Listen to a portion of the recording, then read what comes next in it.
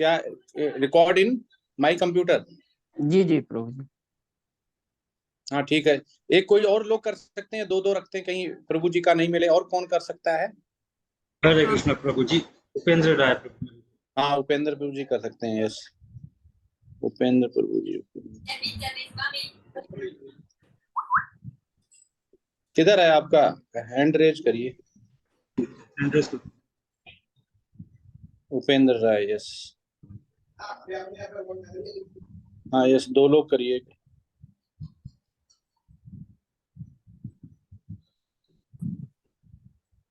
ठीक है, अब स्टार्ट कर सकते हैं। कौन स्टार्ट करेगा पहले?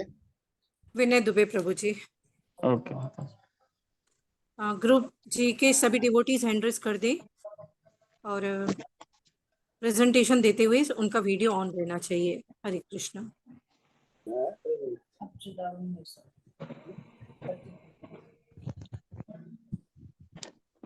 विनय प्रभु जी स्टार्ट कर। हरे कृष्णा, सभी को सादर प्रणाम। आज का जो हमारा प्रेजेंटेशन है उसको हम शुरू करें इससे पहले हम भगवान को प्रणाम करेंगे। इसके लिए मैं मधु माता जी को आमंत्रित करूंगा कि वो मंगलाचरण बोलें। हरे कृष्णा मधु माता जी। हरे कृष्णा प्रभु जी, धन्यवाद। प्रभु जी को सादर प्रणाम और सभी प्रभु जी माता जी को सादर प्रणाम। हरे कृष्णा। ओम नमो भगवते वासुदेवाय। ओम नमो भगवते वासुदेवाय। ओम नमो भगवते वासुदेवाय। ओम अज्ञानतिमिरन्धस्य ज्ञानाञ्जनशलाकया चक्षुरुन्मिलितं येन तस्मै श्रीगुरवे नमः। श्रीचैतन्यमनोभीष्टं स्थापितं येन भूतले स्वयं रूपः कदा मह्यं ददाति स्वपदान्तिकं। साद्वैतं सावधूतं परिजनसहितं कृष्णचैतन्यदेवं श्रीराधा कृष्ण पादान् सहगण ललिता श्री विशाखान्वितांश्च। हे कृष्ण करुणा सिंधो दीनबंधो जगत्पते गोपेश गोपिका कांत राधा कांत नमस्तुते।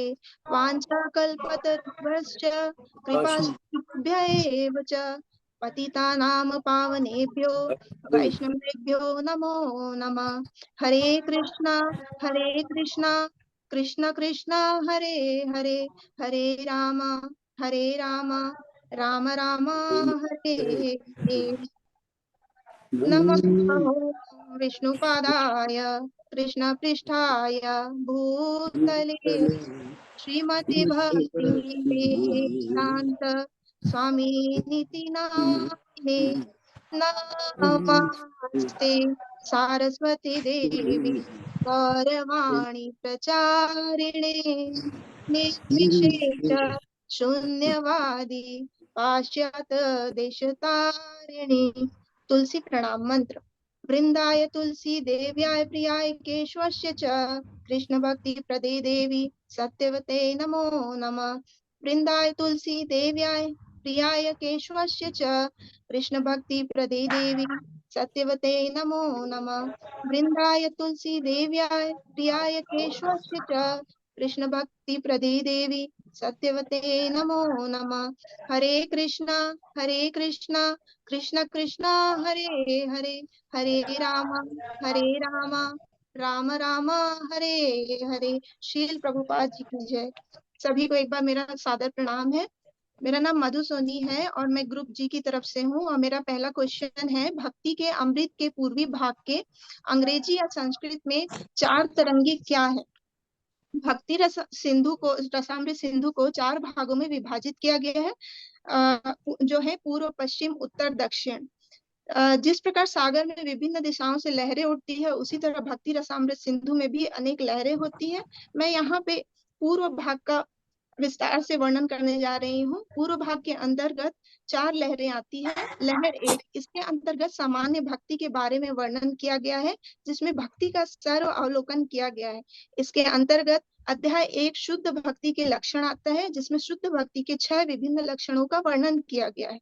लहर 2, इसमें भक्ति की अभ्यास अवस्था के बारे में बताया गया है, जिसमें वैधानिक साधनों के विषय में चर्चा की गई है। इसके अंतर्गत अध्याय 2 से 16 आते हैं, जिसमें भक्ति की प्राथमिक अवस्थाएं, भक्ति के लिए पात्रता, मुक्ति से भी बढ़कर भक्ति किस प्रकार है, जैसे विषयों पर विस्तार से चर्चा की गई है। लहर 3 के अंतर्गत भाव एक अवस्था में भक्ति किस प्रकार की जाए, इसकी चर्चा की गई है, जहां भाव के विषय में बताया गया है। अध्याय 17 और 18 के अंतर्गत भाव भक्ति और भाव का चरित्र, इस विषय पर विस्तार से चर्चा है।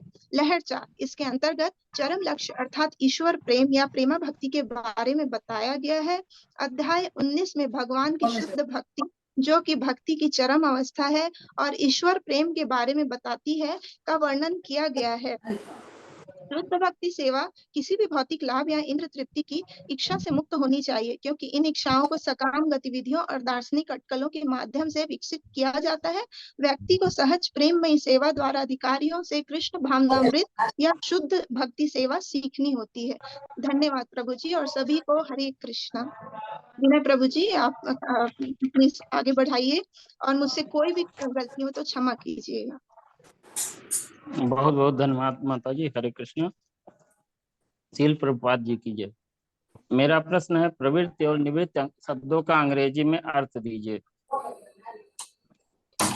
प्रवृत्ति शब्द का अंग्रेजी में अर्थ होता है सेल्फ एनालिसिस या deep thought on a subject. निवृत्ति शब्द का अंग्रेजी में अर्थ होता है फ्रीडम फ्रॉम वर्क। भक्त सेवा एक प्रकार की साधना है या केवल लोगों के लिए निष्क्रियता नहीं है, जो निष्क्रिय रहना पसंद करते हैं या अपना समय मौन ध्यान में लगाते हैं। जो लोग इसे चाहते हैं कि उनके लिए कई अलग अलग तरीके हैं, लेकिन कृष्ण भावनामृत की साधना अलग है। इस संबंध में श्री रूप गोस्वामी द्वारा प्रयुक्त विशेष शब्द अनुशीलन है। अनुशीलन से हमारा तात्पर्य स्फूर्ति या क्रियाशीलता से है। स्फूर्ति के बिना मात्र भावना से कोई सफलता नहीं मिलती। समस्त कार्यों को दो भाग में विभाजित किया जाता है। प्रथम किसी विशेष उद्देश्य की प्राप्ति के लिए, दूसरा प्रतिकूल परिस्थितियों से बचने के लिए। इन्हें हम प्रवृत्ति और निवृत्ति कहते हैं। निवृत्ति के अनेक उदाहरण हैं, जैसे एक बीमार व्यक्ति को सजग रहना पड़ता है और बीमारी भयानक रूप ना ले, इसके लिए उसे दवा लेनी पड़ती है। हरे कृष्णा। अब मैं प्रेमलता माता जी को आमंत्रित करूंगा कि वो प्रभु जी, परवीन माता जी। हरे कृष्ण प्रभु। प्रवीण माता जी, सॉरी। हरे कृष्ण प्रभु। हाँ, सादर प्रणाम। शील प्रभुपाद की जय। मेरा प्रश्न है, शार्क की सादृश्यता स्पष्ट करें। शील रूप गोस्वामी जब भक्ति रसामृत सिंधु का शुभारंभ करते हैं तो वे अपने अग्रज एवं गुरु श्री सनातन गोस्वामी को सादर नमस्कार करते हैं, अपने समस्त आचार्यों को नमस्कार करते हैं, और वे उन समस्त महान भक्तों को नमस्कार करते हैं जो अमृत के महासागर में शार्क के समान हैं। इन्हें मुक्ति रूपी विविध नदियों की तनिक भी परवाह नहीं होती। निर्विशेषवादी ब्रह्म रूपी सागर में तल्लीन होना चाहते हैं, उन नदियों की भांति जो बहते बहते सागर में तल्लीन हो जाती हैं। सागर की तुलना मोक्ष से की जाती है और नदियों की तुलना मोक्ष प्राप्त करने की विभिन्न विधियों से की जाती है। निर्विशेषवादी नदियों के रास्ते अर्थात मोक्ष के विभिन्न विधियों से सागर में मिल जाते हैं। सागर तथा नदियों में समान रूप से असंख्य जलचर भी हैं। जो शार्क सागर में रहते हैं, उन्हें नदियों से आने वाले इन जलचरों की परवाह नहीं होती। भक्तगण सदैव भक्ति रूपी सागर में रहते हैं। दूसरे शब्दों में, जो शुद्ध भक्त हैं वे भगवान की दिव्य प्रेमा भक्ति रूपी सागर में एक शार्क के समान सदैव रहते हैं और अन्य विधियों की परवाह नहीं करते, जो सागर में गिरने वाली नदियों के समान है। हरे कृष्णा। सभी माता जी और सभी प्रभु जी को सादर प्रणाम। अगर कोई त्रुटि हुई तो इसे क्षमा कीजिए। और प्रभु जी अभी इस प्रेजेंटेशन को आगे बढ़ाएं।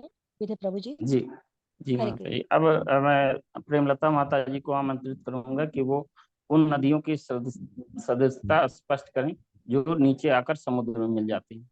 हरे कृष्णा। प्रेमलता। हरे कृष्णा। सादर प्रणाम सभी को। उन नदियों की तुलना मोक्ष की विभिन्न विधियों से और निर्विशेषवादी नदी जल में निवास कर रहे हैं जो अंततः सागर में मिल जाते हैं, उनसे की गई है। मैं एक उदाहरण प्रस्तुत करना चाहती हूँ। जब ब्राह्मण यज्ञ कर रहे थे तब उन्होंने श्री कृष्ण के दोस्तों को खाना देने से मना कर दिया, क्योंकि वे विधि विधान से पूजा कर रहे थे। लेकिन ब्राह्मणों की पत्नी, जिन्हें कोई विधि विधान नहीं आते थे, वे थाल परोसकर बड़े प्रेम भाव से श्री कृष्ण को भोग लगाने चल दी। उन्हें भगवान को, क्योंकि उनके भगवान को भूख लगी थी। ये ब्राह्मण जो है वो नदी की सदृश्यता है। हरे कृष्णा, सभी को मेरा प्रणाम। हरे कृष्णा प्रभु जी। जी। अब मेरा प्रश्न है, समुद्र के बीच ज्वालामुखी उद्गारों की सदृशता को समझाइए। श्रील रूप गोस्वामी अपने गुरु श्रील सनातन गोस्वामी से भक्ति दशामृत सिंधु की रक्षा उन तार्किकों से करने की प्रार्थना करते हैं जो व्यर्थ ही भगवान के भक्ति योग विज्ञान में दखल देते हैं।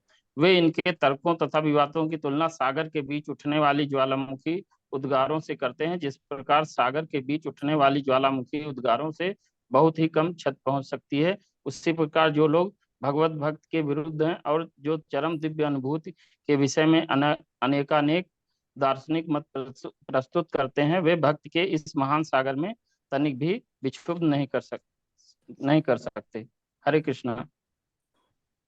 अब पुनः मैं प्रवीण माता जी को आमंत्रित करूंगा कि वो अपने प्रश्न का उत्तर दें। जी धन्यवाद प्रभु जी। श्रील प्रभुपाद की जय। हमें कभी भी अपने मेरा प्रश्न है, कृष्ण भावनामृत में उपदेशक की उपयुक्त मनोवृत्ति की व्याख्या कीजिए। श्रील प्रभुपाद की जय। हमें कभी भी अपने आप को महान प्रचारक नहीं समझना चाहिए, अपितु यही मानना चाहिए कि हम पूर्ववर्ती आचार्यों के निमित्त मात्र हैं और उनके चरण चिन्हों पर चलकर ही हम पीड़ित मानवता के लाभ के लिए कुछ कर सकते हैं। जैसे श्रील रूप गोस्वामी जी नम्रता पूर्वक निवेदन करते हैं कि वे कृष्ण भावनामृत को सारे संसार में फैलाने का प्रयास कर रहे हैं। आधुनिक जगत में कृष्ण भावनामृत का उपदेश देने वाले भगवान श्री चैतन्य ने श्रवण पर अधिक बल दिया था, क्योंकि यदि सामान्य व्यक्ति प्रामाणिक स्रोतों से केवल श्रवण भी करे तो वह प्रगति कर सकता है। विशेषतः चैतन्य महाप्रभु के अनुसार यदि वह हरे कृष्ण कृष्ण कृष्ण हरे हरे हरे राम राम राम हरे हरे की दिव्य ध्वनि को सुने। इसलिए कहा गया है कि सभी व्यक्तियों को सिद्ध पुरुष से श्रवण करने का लाभ उठाना चाहिए और इस तरह क्रम से प्रत्येक वस्तु को समझने में समर्थ बनना चाहिए, तब निश्चित रूप से परमेश्वर की पूजा हो सकेगी। हमें उन व्यक्तियों का दास बनना चाहिए जिन्हें परमेश्वर का ज्ञान है। यदि कोई इतना भाग्यशाली हुआ कि उसे शुद्ध भक्त की शरण मिल सके और वह उससे आत्म साक्षात्कार के विषय में श्रवण करके उसके पद चिन्ह पर चल सके तो उसे क्रमशः शुद्ध भक्त का पद प्राप्त हो जाता है। श्री चैतन्य महाप्रभु ने श्रवण विधि पर विशेष रूप से बल दिया है और यह सर्वथा उपयुक्त भी है। हरे कृष्णा। सभी माता जी और प्रभु जी को सादर प्रणाम। अगर कोई त्रुटि हुई तो उससे क्षमा कीजिए। तो प्रभु जी आप इस प्रश्न को आगे बढ़ाएं। अब मैं प्रेमलता माता जी को पुनः आमंत्रित करूंगा कि वो स्पष्ट करें कि कृष्ण और उनकी सामग्री लीलाओं के संबंध में निर्विशेषवादी कभी कभी भक्त सेवा को कैसे गलत समझ लेते हैं। हरे कृष्ण माता जी। हरे कृष्णा प्रभु जी, सभी को मेरा सादर प्रणाम। इसका हम उदाहरण से स्पष्ट कर सकते हैं। भगवत गीता का प्रवचन कुरुक्षेत्र युद्ध स्थल में हुआ था और निर्विशेषवादी कहते हैं कि यदि कृष्ण रोचक है, किंतु कुरुक्षेत्र का युद्ध स्थल ऐसा नहीं है। ये बात भक्तों को भी पता है, क्योंकि श्री कृष्ण कुरुक्षेत्र से जुड़े हैं, तो भक्तों के लिए यह स्थान पूजनीय है। जैसे मथुरा, वृंदावन, कार्तिक मास, गोपियों के साथ लीला, क्योंकि भक्तों के लिए कृष्ण और कृष्ण की लीला उनके नाम में कोई अंतर नहीं है। किंतु निर्विशेषवादी कृष्ण उनकी लीलाओं को पृथक कर सिर्फ निराकार की पूजा करते हैं और ब्रह्म ज्योति को मिलना चाहते हैं। मेरे ख्याल से यही इस है। हरे कृष्णा सभी को। सेम कंपनी में थे आप, मतलब एक था वो आपका, हरे हम लोग कृष्णा। की साइड पकड़ के जबरदस्ती खिलाता। और वहीं पे क्या वहीं पे क्या उसकी भी दोनों बेटी में से किसी बेटी का तो बर्थडे हुआ। मैं समझी नहीं प्रभु जी, वापस बोलिए प्लीज। हरे हरे कृष्णा। कृष्णा। हरे कृष्णा। हाँ? यहाँ पर हमारा प्रेजेंटेशन समाप्त होता है। यदि हमारे ग्रुप जी से किसी भी प्रश्न के उत्तर में कोई त्रुटि रही हो तो पूरे ग्रुप की तरफ से हम क्षमा प्रार्थी हैं। हरे कृष्णा। अब मैं प्रवीण गुप्ता माता जी को आमंत्रित करूंगा कि वो वैष्णव मंत्र बोल करके इस प्रेजेंटेशन को समाप्त करें। जी प्रभु जी धन्यवाद। वाञ्छाकल्पतरुभ्यश्च कृपा सिन्धुभ्य एव च पतितानां पावनेभ्यो वैष्णवेभ्यो नमो नमः। जय श्री कृष्ण चैतन्य प्रभु नित्यानंद श्री अद्वैत गदाधर तेरा साधु और भक्त वृंद। हरे कृष्णा कृष्णा कृष्णा हरे हरे, हरे राम राम राम हरे हरे, हरे कृष्णा कृष्णा कृष्णा हरे हरे, हरे राम राम राम हरे हरे, हरे कृष्णा कृष्णा कृष्णा हरे हरे, हरे राम राम राम हरे हरे। हरे कृष्णा प्रभु जी, सादर प्रणाम। हरे कृष्णा।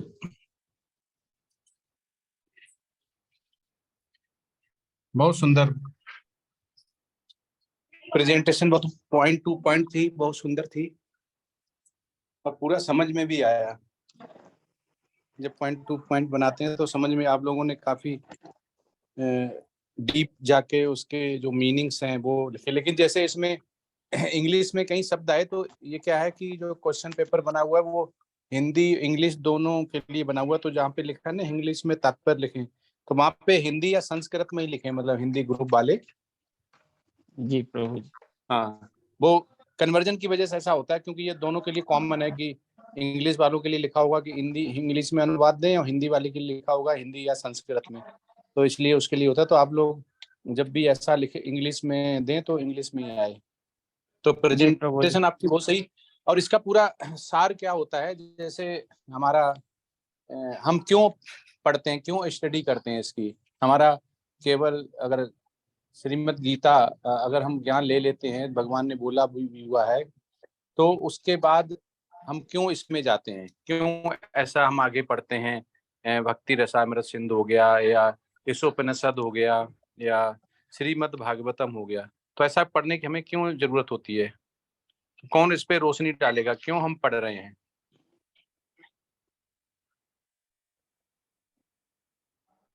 हरे कृष्णा अनम्यूट करके बता सकते हैं। हरे कृष्णा प्रभु जी, हरे कृष्णा माता जी।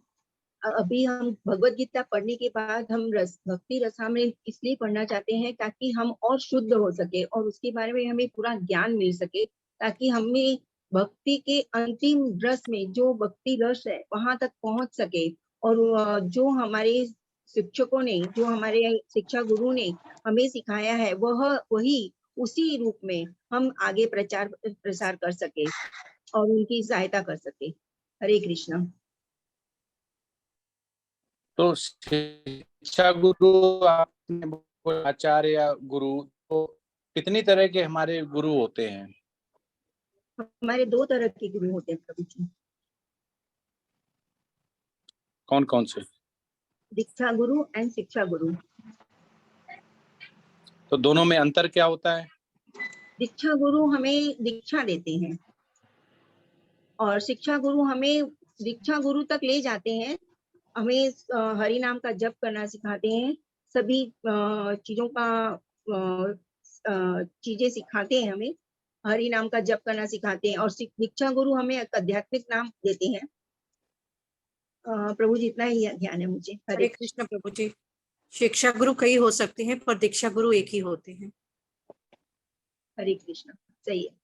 नहीं, वो तो ठीक है, कितने भी हो सकते हैं, एक होते हैं, पर दोनों क्यों चाहिए। जब आप अल्टीमेट दीक्षा ही लेना है, और श्रीमद् भागवतम या गीता में तो भगवान ने बोला हुआ है कि एवं परंपरा प्राप्तम एवं राज ऋषियों बुधा।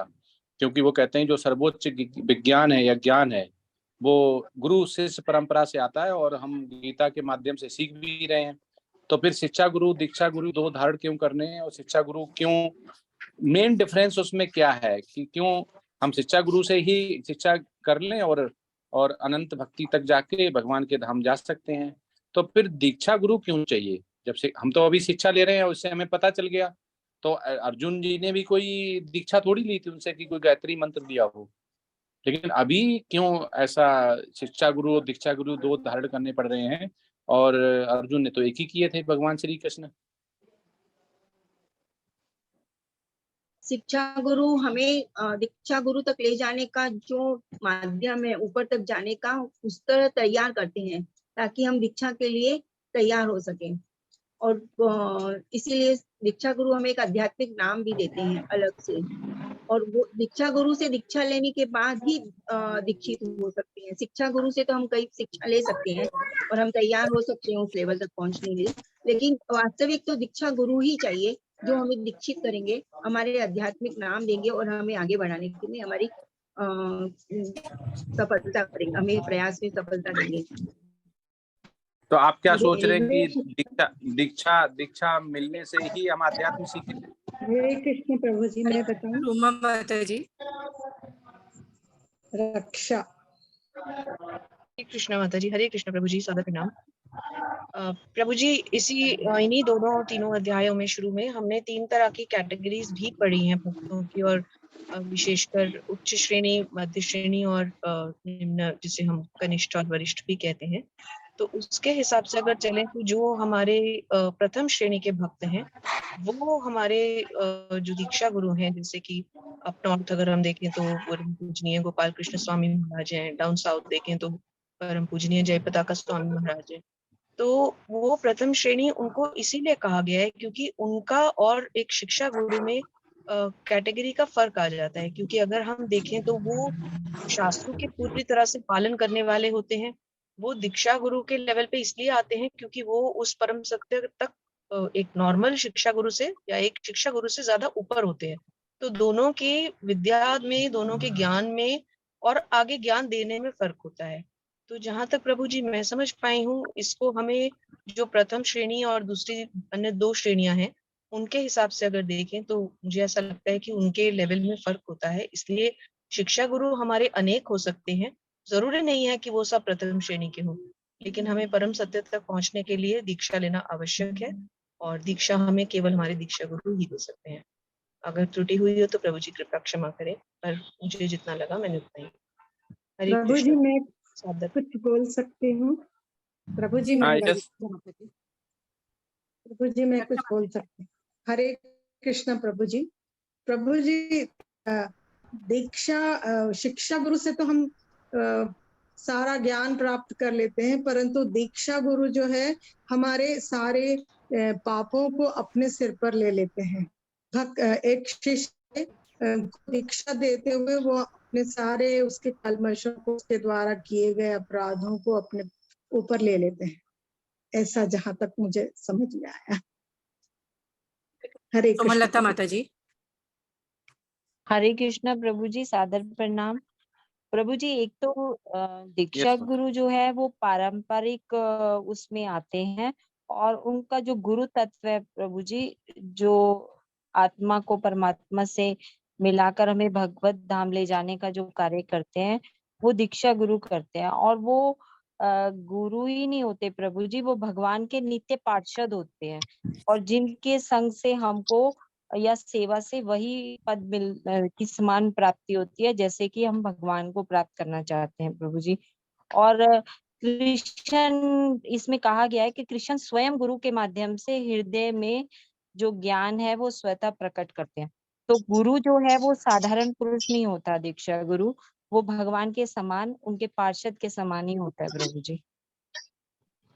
माता जी, सभी का आंसर सही है, पर प्रभुपाद क्या बोलते हैं उसका हम आपको आंसर बताते हैं। प्रभुपाद कहते हैं कि जो शिक्षा गुरु होता है वो अनौपचारिक हमें शिक्षा देता है भगवान से जुड़ने के लिए, वो ऑफिशियली नहीं होती है, अनऑफिशियली होती है। जब हमें दीक्षा गुरु दीक्षा देता, अब हम ऑफिशियली हो जाते हैं इस टाइम। जैसे हम जब 9th में होते हैं तो हमारा क्या होता है, फॉर्म नहीं भरा जाता है किसका, बोर्ड का, हम एग्जाम नहीं दे सकते हैं। लेकिन जैसे ही हमारा बोर्ड का फॉर्म भरा जाता है तो वो रजिस्टर्ड हो जाता है, ऑफिशियली हो जाता है कि हम 10th में हैं और हम एग्जाम में बैठ सकते हैं बोर्ड के। तो ऐसे ही प्रभुपाद बोलते हैं कि जो शिक्षा गुरु होता है उससे जब हम कनेक्ट होते हैं तो हम अनौपचारिक होते हैं, अनऑफिशियली होते हैं। क्योंकि आप कितने दिन भी 16 माला जप करो, 4 पेंस पे करो, आप इस्कॉन से जुड़े हुए हैं, सालों तक जुड़े हुए हैं, तो वो बीच में छोड़ भी जाओ, आ जाओ, कोई फर्क नहीं पड़ता है। लेकिन जब हम एक दीक्षा गुरु से जुड़ते हैं, हमें जब वैदिक गायत्री मंत्र वाला नामकरण हमारा होता है, नाम मिलता है, तो हम ऑफिशियली जुड़ जाते हैं। जैसे किसी स्कूल का फॉर्म भरा तो हम किसके छात्र हैं, हम इसके छात्र हैं। तो ऐसे ही हम किसके शिष्य हैं, हम हिज होलीनेस गुरु महाराज जय पताका स्वामी महाराज के शिष्य हैं। तो जैसे ये शब्द आता है तो ऑफिशियली हो जाता है। तो इतना ही फर्क है। शिक्षा गुरु होता है वो अनौपचारिक और अनऑफिशियली होता है, और दीक्षा गुरु होता है वो ऑफिशियली और औपचारिक होता है। उसके माध्यम से ही हमें भगवत धाम का रास्ता मिलता है, जब हमें गायत्री मंत्र वाला हमें तत्व समझाया जाता है। इतना प्रभुपाद बताते हैं, ये डिफरेंस है। हरे कृष्णा। हम नेक्स्ट प्रेजेंटेशन कर सकते हैं। ग्रुप एच हैंड रेज करें। प्रभु जी मानसी माता जी को पोस्ट बनाना है। हरे कृष्ण माता जी, ग्रुप ए की बात कर रही हैं आप? H. Okay okay. Group A H के बाद है। हाँ बना दी माता जी। हाँ मैं स्क्रीन शेयर की हूँ, विजिबल है माता जी? बैलेंसिंग होता है ना उसमें। हरे कृष्णा। जी माता जी आ रही है स्क्रीन। हाँ जी ओके, प्रेजेंट करती हूँ। हरे कृष्ण। आपकी आवाज क्लियर नहीं है माता जी, थोड़ा माइक। अभी क्लियर है माता जी? जी हाँ मैं प्रेजेंट कर रही हूँ, स्टार्ट करते हैं। हरे कृष्ण सभी को। हरे माता जी। हरे कृष्ण प्रभु जी। हरे कृष्ण सभी को। मेरी आवाज आ रही माता जी? हरे कृष्णा। जी माता जी आ रही है, शुरू करें। हाँ जी। हरे कृष्ण सभी को। हरे कृष्ण प्रभु जी। ओम नमो भगवते वासुदेवाय। ओम नमो भगवते वासुदेवाय। ओम नमो भगवते वासुदेवाय। हरे कृष्णा। मैं अनुरोध करूंगी भूपेंद्र प्रभु जी से कि वे आए और समझाएं कि श्री प्रभुपाद जी अनुशीलन शब्द को क्यों महत्व देते हैं। हरे कृष्ण प्रभु जी। हरे कृष्णा प्रभु जी, दंडवत प्रणाम। सभी डिवोटीज को मेरा दंडवत प्रणाम। भक्ति एक प्रकार का अनुशीलन है। जब हम अनुशीलन शब्द का प्रयोग करते हैं, श्रील रूप गोस्वामी जी ने अनुशीलन शब्द का प्रयोग किया है, जिसका अर्थ है पूर्ववर्ती आचार्यों का अनुगमन करते हुए अनुशीलन। जो ही हम अनुशीलन कहते हैं, इससे हमारा तात्पर्य स्फूर्ति या कार्यशीलता से होता है, मात्र भावना से कोई कार्य नहीं होता। यदि हम किसी कार्य को करने का प्लान करते हैं, तो जब तक उसे एग्जीक्यूट नहीं करेंगे वो कार्य नहीं होगा। समस्त क्रियाओं को दो भागों में विभाजित किया जा सकता है, प्रवृत्ति और निर्वृत्ति। प्रवृत्ति मतलब अनुकूल परिस्थितियों को स्वीकार करना, और निर्वृत्ति प्रतिकूल परिस्थितियों का त्याग करना। जो लोग आध्यात्मिक जीवन का अनुशीलन करते हैं, वे सदैव कृष्ण भावना भावित कार्यों में लगे रहते हैं। कृष्ण भावना भावित व्यक्ति अपने मन में सदैव भगवान के कार्यकलापों का और उनकी लीलाओं का निरंतर चिंतन करता रहता है। यह कृष्ण भावनामृत का मानसिक अनुशीलन है। प्रवृत्ति में हम सतत अभ्यास द्वारा भगवान की भक्ति करते हैं, जिसे हम अनुशीलन कहते हैं। निर्वृत्ति यानी कि प्रतिकूल परिस्थितियों को त्याग करना। जैसे यदि कोई व्यक्ति बीमार है तो उसे स्वस्थ रहने के लिए दवाइयों का सेवन करना पड़ता है, जिससे कि बीमारी की प्रतिकूलता को वह दूर कर सके। अनुशीलन एक प्रकार का सतत अभ्यास है, जिससे समस्त अभ्यास द्वारा ही भक्ति की जा सकती है। हरे कृष्णा प्रभु जी।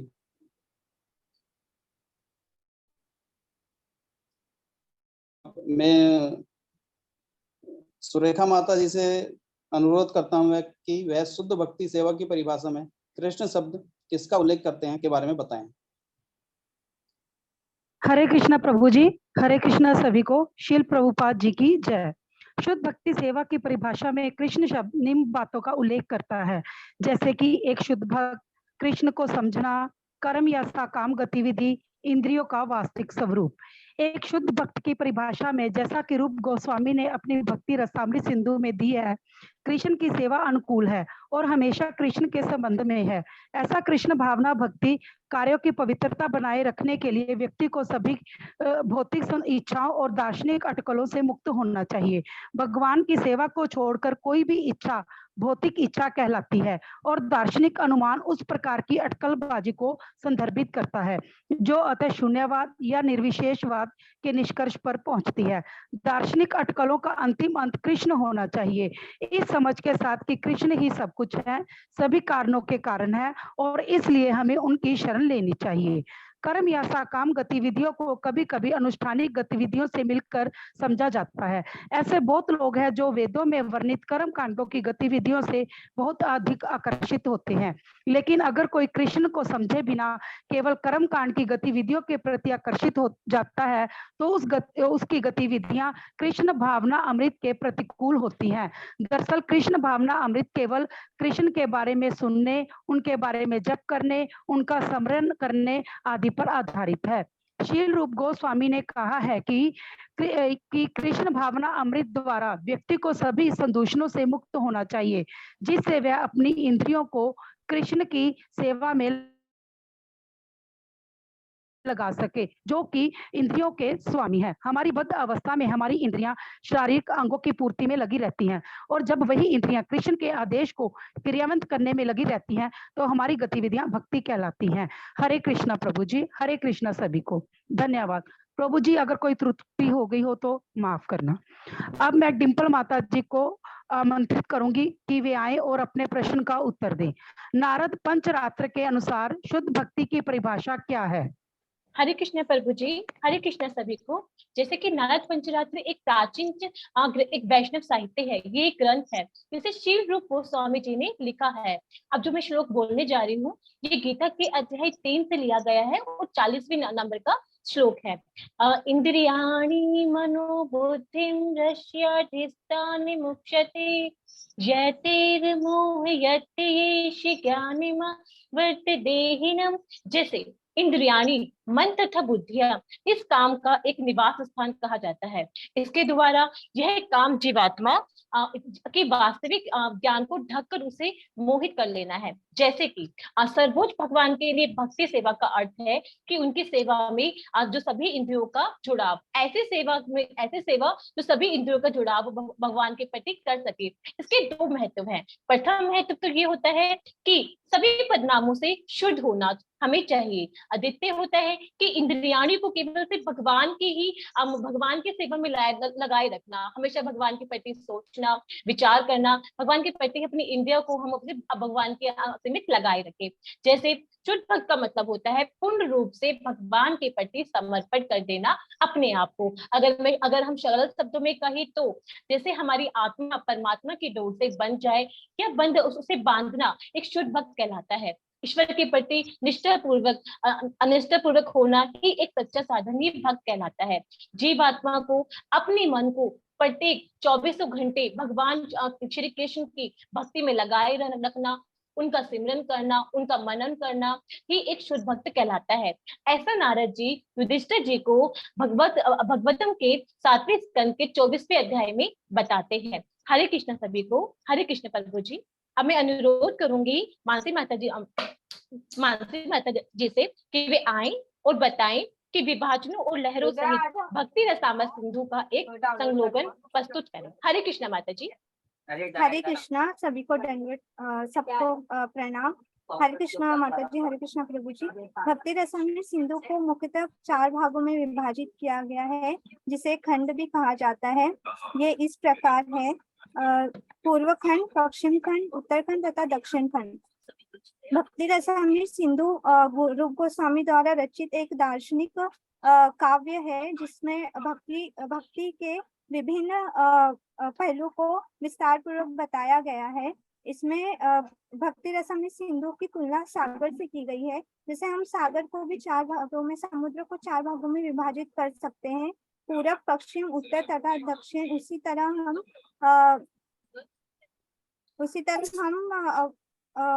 हम भक्ति रसामृत सिंधु के भी 4 भाग होते हैं। एंड जैसे समुद्र में लहरें आती हैं, अलग अलग लहरें आती हैं, और वो लहरें कभी पूर्व से आती हैं, कभी पश्चिम से आती हैं, कभी दक्षिण से आती हैं। उसी प्रकार भक्ति रसामृत सिंधु में भी लहरें पूर्व, पश्चिम, उत्तर तथा दक्षिण से आती हैं। अगर वो लहरें पूर्व से आ रही हैं तो उसके अंदर सामान्य भक्ति का वर्णन होता है, जिससे हम सामान्य भक्ति कहते हैं। अगर लहरें पश्चिम से आ रही हैं तो वो भक्ति योग के साधना का वर्णन करती है, जिसे भक्ति योग साधना कहते हैं। इसमें हम भक्ति योग में हमें कैसे स्थित होना है ये बताया गया है। उत्तरखंड में भवशिता का वर्णन किया गया है, जिसमें अपने भाव को किस प्रकार से भक्ति में स्थित करना है ये बताया गया है। दक्षिण खंड में भगवत प्रेम के बारे में बताया गया है, जो सर्वोच्च भक्ति है। अब हम विस्तार पूर्वक हर एक खंड को देखेंगे। तो पूर्व खंड में भगवत भक्ति भेदा के बारे में बताया गया है, वर्णन किया गया है, जिसके अंदर नवदा भक्ति आती है। इसके अंदर 2 प्रकार के वेदी भक्ति तथा रागानुगा भक्ति आती है, जिसमें हमें शुद्ध भक्ति की परिभाषा, उसके गुण तथा उसकी विशेषताओं का वर्णन किया गया है, उस पे केंद्रित किया गया है। ये हमारा इंट्रोडक्शन परिचय से लेकर अध्याय 19वां कवर किया गया है। इसके अंदर 4 मुख्यतः लहरें हैं: सामान्य भक्ति, साधना भक्ति, भाव भक्ति तथा प्रेमा भक्ति। जो हमारा दक्षिण खंड है उसके अंदर सामान्य भगवत भक्ति रस के बारे में बताया गया है।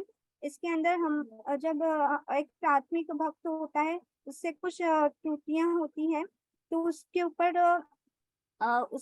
त्रुटियों के ऊपर ध्यान देते हुए ये बताया गया है कि हम उससे किस तरीके से भक्ति के द्वारा उसको मार्गदर्शित करें, उसको उस त्रुटियों को सुधारे। जैसे नाम जप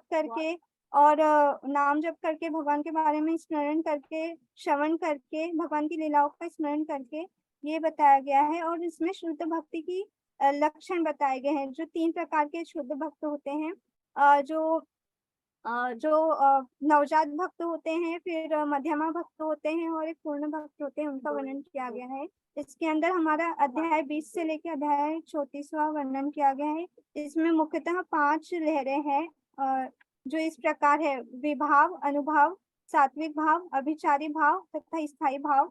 अब हम पश्चिम खंड में जाएंगे तो इसमें मुख्य भक्ति रस के बारे में बताया गया है, जो हमें प्राथमिक प्रेम संबंध को कैसे जागरूक करे, कैसे बढ़ाए, इसका वर्णन किया गया है। और इसके अंदर हमारा 35वां अध्याय से 44वां अध्याय आता है। इसमें मुख्यतः 5 रस के बारे में, और हम कह सकते हैं 5 लहरों के बारे में बताया गया है। वो इस प्रकार है: शांत रस, दास्य रस, सख्य रस, वात्सल्य रस तथा माधुर्य रस।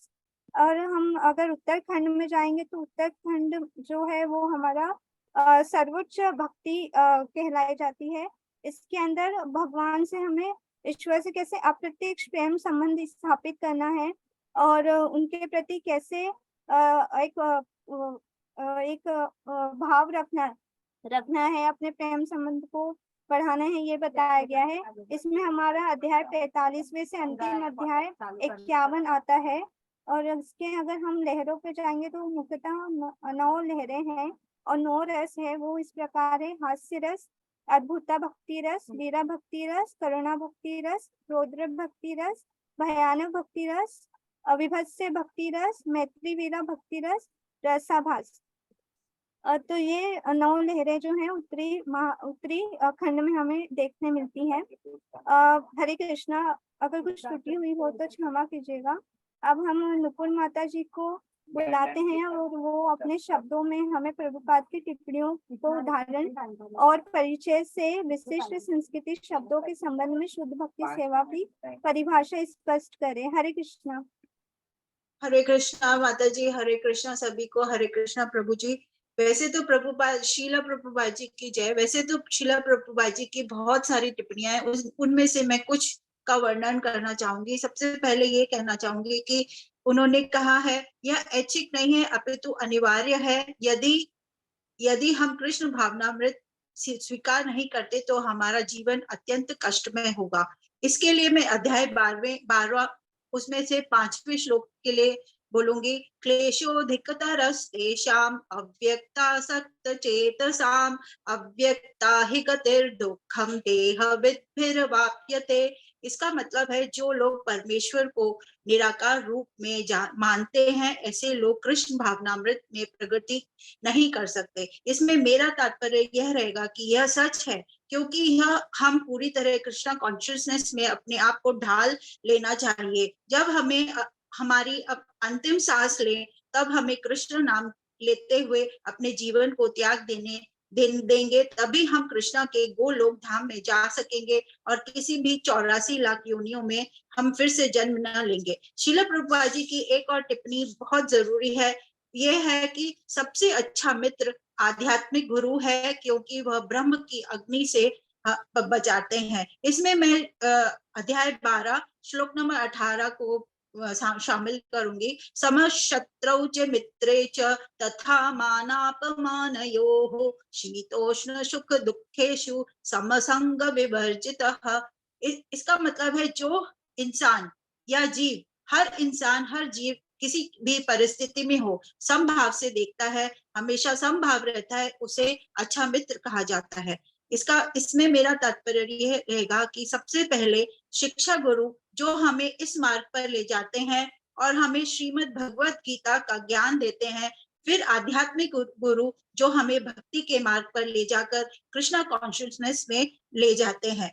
श्रील प्रभुपाद जी की एक और टिप्पणी बहुत जरूरी है, वो है अगर आप कुछ लाभ के लिए ईश्वर की सेवा करते हैं तो वह व्यवसाय है, ईश्वर की भक्ति नहीं है, हम उनसे प्रेम नहीं करते। इसमें मैं थोड़ा सा अंग्रेजी में बोलना चाहूंगी कि this is called praying to demigods in this world. People worship demigods for the sole purpose of fruits and not to attain the path of bhakti. We are bartering with God. That is, if you will do some work for me, I will pray to you in many other ways. So और फिर इसकी तरह से हम कह सकते हैं कि भक्ति का अर्थ क्या है।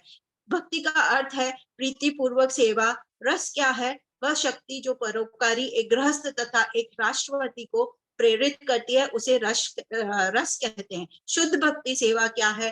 चेतना या कृष्ण के भीतर संचार और जादू करने का माध्यम है। भक्ति प्रेम की गर्माहट को पिघला देती है और हमारी शुद्ध भावनाओं पर हुए अहंकार को पिघला देती है। इसमें नवधा भक्ति भी जरूरी आती है। वह है श्रवण, प्राचीन ग्रंथों का सुनना, कीर्तन, प्रार्थना करना, स्मरण, प्राचीन ग्रंथों की शिक्षाओं को याद करना, पाद सेवन, गुरु के चरणों की सेवा करना, क्योंकि गुरु के मार्गदर्शन से ही हम कृष्ण भावना भावित हो सकते हैं। अर्चना, पूजन करना यानी अर्च विग्रह की सेवा करना, नमस्कार करना, वंदन करना, ईश्वर को हर समय धन्यवाद या सॉरी बोलना, दास्य ईश्वर की सेवा, साख्य भाव, मैत्री भाव, आत्मनिवेदन, ईश्वर के प्रति आत्म समर्पण। भगवत गीता के 12वें और 6ठे अध्याय में कृष्ण भक्ति योग को उच्चतम आध्यात्मिक उपलब्धियां मानते हैं। शुद्ध भक्त सदाचार का पालन करते हैं और एक ईश्वर पर हमेशा विश्वास रखते हैं, ईश्वर को अपने मित्र मानते हैं और पूर्ण समर्पण कर देते हैं। इसी से हम शुद्ध भक्ति को संपूर्ण सृष्टि समझते हैं। हरे कृष्णा। धन्यवाद, सादर प्रणाम प्रभु जी। अगर कोई गलती हो, त्रुटि हो, प्लीज मुझे माफ करिएगा। अब मैं डिम्पल माता जी को फिर से बुलाऊंगी दीप प्रभु जी के प्रश्न के लिए। समझाएं कि कंस और शिशुपाल के भक्त क्यों नहीं माना जाता, जबकि वे लगातार कृष्ण के बारे में सोच रहे हैं। हरे कृष्णा। डिम्पल माता जी। हरे कृष्ण प्रभु जी। हरे कृष्ण सभी को। दीप प्रभु जी एक्चुअली प्रभु जी वो अनेबल है, तो उनकी जगह मैं उनके क्वेश्चन का उच्चारण करूंगी। जैसे कि ये सत्य है कि जो कृष्ण के बारे में अटल रूप से जो सोच रहे थे, वो कृष्ण की विचार भावनाओं से प्रत्येक अलग थी। जो कंस थे और जो शिशुपाल थे, जो उनकी भावनाएं थी, वे सच्चे भक्त के रूप में नहीं थी। जैसे कि वे क्रोध से भरी हुई थी, देश भरी हुई थी, प्रतिरूप की इच्छाओं से प्रेरित थी। अब जैसे कि हम लेंगे कंस जी, जो कंस थे वो कृष्ण जी के मामा थे। वो डर और इच्छाओं से घिरे हुए थे। उनको भविष्यवाणी मिली हुई थी कि उन्हें भविष्यवाणी मिली हुई थी कि कृष्ण ही उनके पतन के कारण बनेंगे। इसी प्रकार से उन्होंने उनके माता पिता, उनके भक्त, उनके आगे कहते हैं मित्रों पे काफी अत्याचार करे और बहुत ऐसे से मतलब कदम उठाए गए। इस प्रकार से जो कष्ट के कार्य थे वो एक क्या कहते हैं दुर्बलता और एक मतलब आत्म केंद्रितता से एक दूसरे को मतलब प्रेरित करते थे, सच्चे भक्त नहीं थे। अब जैसे कि हम मानेंगे शिशुपाल जी, तो जो शिशुपाल जी थे उनकी जो कृष्ण के प्रति एक ईर्ष्या की भावना रखते थे और एक शत्रु की मतलब आप भावनाएं रखते थे कृष्ण के प्रति। वे बड़े लंबे समय से उन्होंने बहुत सारी नाराजगी दिखाई, क्योंकि कृष्ण जी ने रुक्मिणी जी की रक्षा करी और जिससे जो शिशुपाल जी थे वे उनसे विवाह करने की मांग कर रहे थे। इस प्रकार से जो शिशुपाल के विचार, क्रोध और इच्छा एक प्रतिरूप की इच्छा के रूप में आ गए थे, जो एक शुद्ध भक्त या एक कहा जाए कि वे एक सच्चा भक्त नहीं माना जाता। इस प्रकार से कंस और शिशुपाल ने लगातार कृष्ण के बारे में सोचा, उनके विचार, उनकी प्रेरणाएं, उनकी भक्ति उनके वास्तविक सार के अनुरूप नहीं थी, इसलिए कंस और शिशुपाल जी को कृष्ण जी का एक सच्चा भक्त नहीं माना जाता। हरे कृष्ण सभी को। मैं अनुरोध करूंगी मानसी माता जी से कि वे आए और वैष्णव मंत्र का उच्चारण करें। हरे कृष्ण प्रभु जी। हरे कृष्णा सभी को। वाक्ष्याकल्पतरु भक्ष्य कृपा सिंधु भैव च पतितानां पावनेभ्यो वैष्णवेभ्यो नमो नमः। हरे कृष्णा हरे कृष्णा कृष्ण कृष्ण हरे हरे हरे राम हरे राम हरे हरे। हरे कृष्णा। सर्वम कृष्णार्पणमस्तु। प्रभु जी कुछ भी गलतियों हमें माफ करिएगा, हमारा पहला प्रेजेंटेशन है तो हमारे सदस्यों ने काफी मेहनत करके ये प्रस्तुति पेश करी है। उनमें थे भूपेंद्र प्रभु जी, सुरेखा माता जी, डिम्पल माता जी, मानसी माता जी, मैं नुपुर और दीप प्रभु जी का उल्लेख था। धन्यवाद प्रभु जी, धन्यवाद सभी को। हरे कृष्णा माता जी। जो आपने बोला है कि गलती करना, तो हमारा जो बद्ध जीव होता है वो गलतियां तो करता ही है। 4 उसमें दोष पाए जाते हैं, ये हम लोगों को आचार्यों ने पढ़ाया हुआ है। तो जब चार दोष होते तो गलती करते, लेकिन आपकी कोई ऐसी गलती नहीं जो आध्यात्म में नहीं हो, क्योंकि हम बद्ध जीव हैं और गलती करना हमारा एक ऐसा स्वभाव बन गया है, क्योंकि अनादिकाल से कर रहे हैं इसलिए। तो इसमें कोई ऐसा नहीं है, लेकिन हाँ हम सीखते क्या। आपकी ऐसा नहीं लग रहा ये पहली प्रेजेंटेशन है? आपने पहली प्रेजेंटेशन जो होती है आपने बहुत अच्छा किया। तो ये किससे आता है? ये श्रवण से आता है। तो सब, और श्रवण किससे आता है? गुरु शिष्य परंपरा से, जिसको शब्द प्रमाण बोलते हैं। तो वो वैदिक ज्ञान है। तो आपने शब्द प्रमाण का काफी अच्छा एग्जाम्पल दिया भी, और बहुत रिफाइन होके, ऐसा नहीं लगा कि आपका फर्स्ट प्रेजेंटेशन है। तो ऐसे ही हाँ ऐसे ही लेना चाहिए। तो 3 प्रमाण जो होते हैं उसमें प्रत्यक्ष प्रमाण, अनुमान प्रमाण और शब्द प्रमाण। तो ये जो आपने प्रेजेंटेशन दिया वो शब्द प्रमाण से श्रुति करके आपने बताया हुआ। और दोष होते हैं वो आपको पता ही है, 4 दोष होते हैं। तो दोष तो हम में रहेंगे ही रहेंगे। उन दोषों को खत्म करने के लिए ही भगवान के साथ हम जा रहे हैं। तो भगवान ही के हाथ खुले हुए जो हमारे दोष खत्म कर सकता है। उसमें त्रुटियां करना, भ्रमित होना, धोखा देने की प्रवृत्ति और हमारी इंद्रियां अपूर्ण है। तो हम भूल जाते हैं जो भी हम करते हैं। तो इसलिए हमारे आचार्यों ने गुरु शिष्य परंपरा में प्रमाणिक जो संस्था होती है वो भक्त अमृत सिंधु हो गया, गीता हो गया, श्रीमद् भागवतम हो गया, चैतन्य चरितामृत हो गई, ईशोपनिषद हो गया। तो ये इसीलिए लेके आते हैं कि हम प्रत्यक्ष प्रमाण, अनुमान और शब्द प्रमाण को, जो 3 प्रकार के प्रमाण हैं, उसको समझ पाए। तो आपने बहुत अच्छा इसमें क्वेश्चन के आंसर दिए हो। इससे अब क्वेश्चन के आंसर जब हम देते हैं तो हमारा फोकस क्या रहता है? हमारा फोकस रहता है कि किसी तरह से हमें सॉल्व्ड आंसर मिल जाए। तो हमारी भक्ति छूट जाती है, हम केवल आंसर के पीछे भाग लेते हैं। तो ये भी एक हमारा जो दोस्त होता है वो भी दोस्त उसी में आता है, इजी शॉर्टकट। तो इसी से जो आपने प्रेजेंटेशन दी है, इससे एक ही क्वेश्चन बनता है। तो आप लोग बता भी सकते हैं कि जब आपने बहुत बार इसमें भक्ति, विशिष्ट भक्ति, बहुत बार शब्द आया, विशेष भक्ति, दिव्य भक्ति, तो इसमें आप ये बताइए कि उत्तम भक्ति या डिजायर्ड भक्ति जिससे बोलते हैं, devotional, transcendental, loving service to the supreme God, तो उत्तम भक्ति क्या होती है? हरे कृष्णा प्रभु जी। मेरे अनुमान से जहाँ तक मैंने पढ़ा है, भक्ति रसामृत सिंधु का जब मैं शिवालोकन कर रही थी तो उसमें मुझे पता चला कि प्रेमा भक्ति को सर्वोच्च उत्तम भक्ति माना गया है, जिसमें हम भगवान के प्रति एक प्रेम स्थापित करते हैं, उन्हें मतलब उनके प्रति हमारा एक उसमें भाव भी होता है, और उन्हें अप्रत्यक्ष रूप से, ऐसा नहीं कि भगवान हमारे सामने हैं तभी हम उनके बारे में स्मरण कर रहे हैं, वो नहीं है हमारे सामने तभी भी हम उनके लीलाओं का स्मरण कर रहे हैं, उनके बारे में सोच रहे हैं।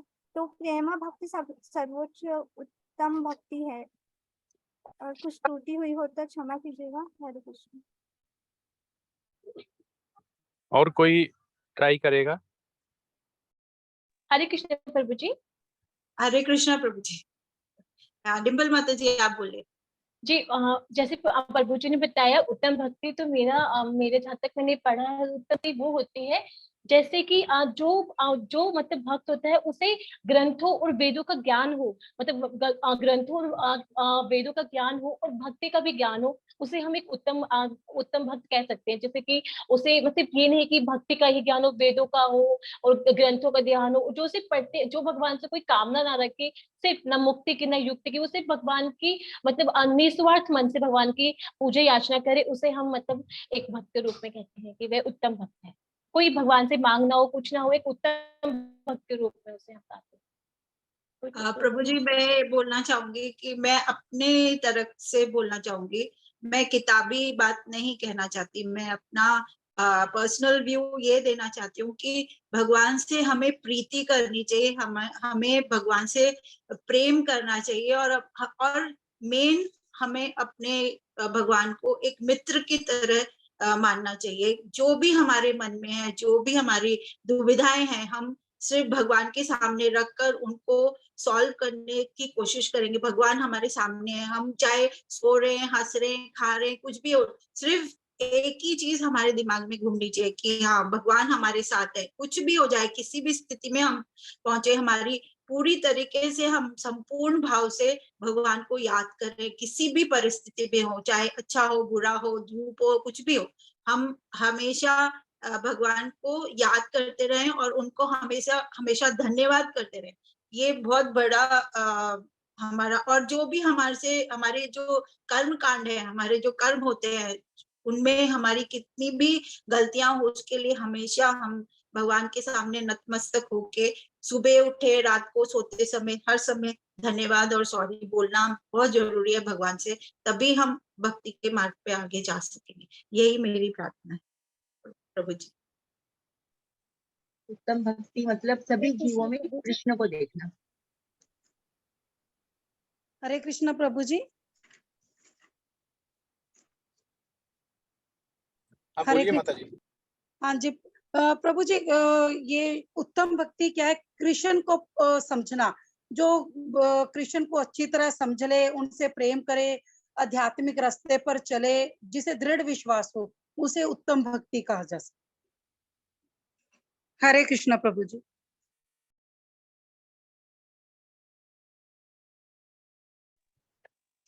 हरे कृष्णा प्रभु जी।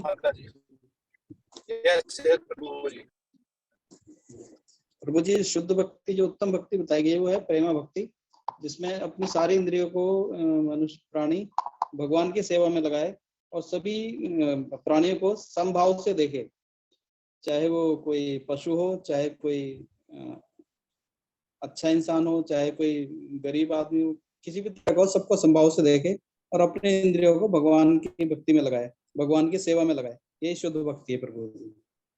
प्रभु जी एक चीज और मैं बोलना चाहूंगी इधर, कि जब भी हम प्रार्थना ही नहीं, जब हम भगवान के सामने आए तो हम एक टक भगवान को देखें, और हमारे आंखों से जब अश्रु निकलते हैं, तब हम पूरी तरह से प्रेम भक्ति भाव से हम भगवान की प्रार्थना करते हैं। वो एक बहुत, और हम हमेशा मित्र समझते हैं उनको, यही सबसे ज्यादा मेरी तरफ से यही।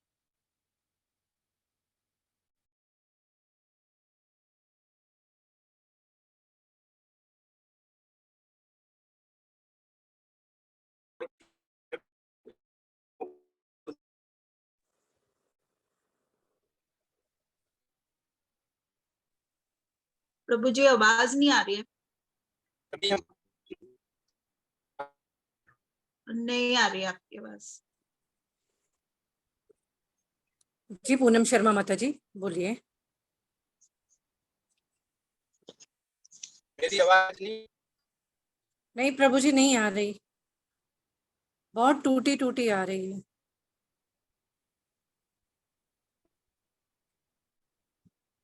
बंद हो गई प्रभु जी। आपका प्रभु जी म्यूट दिखा रहा है माइक।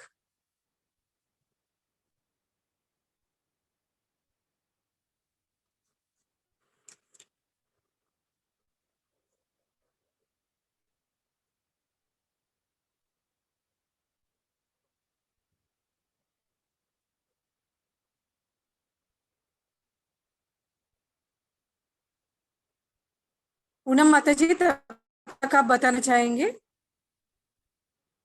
शायद आपने हैंड रेस किया था। अभी आया क्या हरे माता जी? कृष्ण माता जी। जी प्रभु जी आया। आई थी कहाँ प्रभु हैं जी। आप?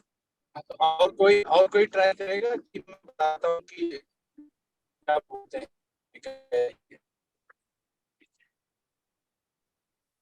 हरे कृष्ण। प्रभु जी आपकी आवाज क्लियर नहीं है। हरे कृष्णा। नहीं प्रभु जी नहीं है क्लियर। पूनम शर्मा माता जी आप तब तक बोलना चाहेंगे? जी जी हरे कृष्ण माता जी। वैसे तो सबने बोला था, सेम यही था मेरा भी, कि जो कृष्ण भावना भावित है और जिसको मोक्ष की भी अभिलाषा नहीं है, वो सिर्फ भगवान में ही अपनी इंद्रियों को लगाना चाहता है, वही सबसे उत्तम भक्त है। बट मैंने ये नेक्स्ट प्रेजेंटेशन के लिए हैंड रेज किया था। हरे कृष्ण प्रभु जी।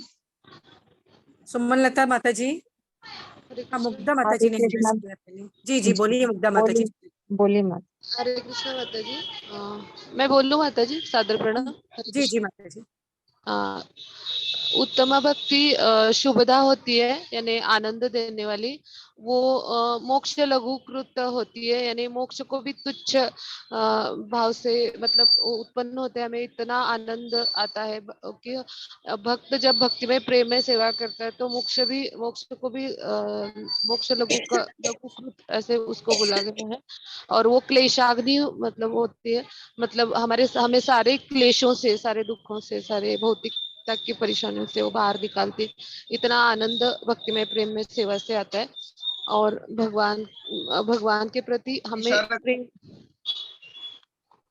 प्रति हमें प्रेम और भाव उत्पन्न कर देने वाली ऐसी उत्तम भक्ति होती है, जहाँ हम साधना भक्ति से लेके भाव भक्ति और भाव भक्ति से लेके प्रेमा भक्ति तक ऐसे चरण चलते हैं, यानी श्रद्धा से प्रेमा तक। ऐसे लग रहा है माता जी और प्रभु जी। हरे कृष्ण। हरे हरे कृष्ण। आवाज आई? जी प्रभु आवाज जी आई माता जी? जी जी प्रभु जी आ प्रभु रही जी है। आई।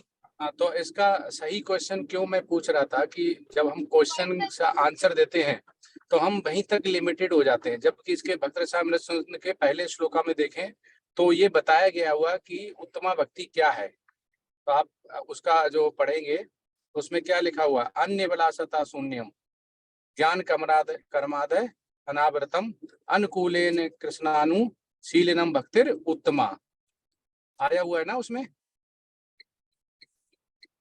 हरे कृष्णा। प्रभु जी हमारे पास जो बुक है उसमें श्लोकास नहीं है प्रभु जी। श्लोकास नहीं है? नहीं प्रभु जी। जी प्रभु जी इसमें केवल थ्योरी है।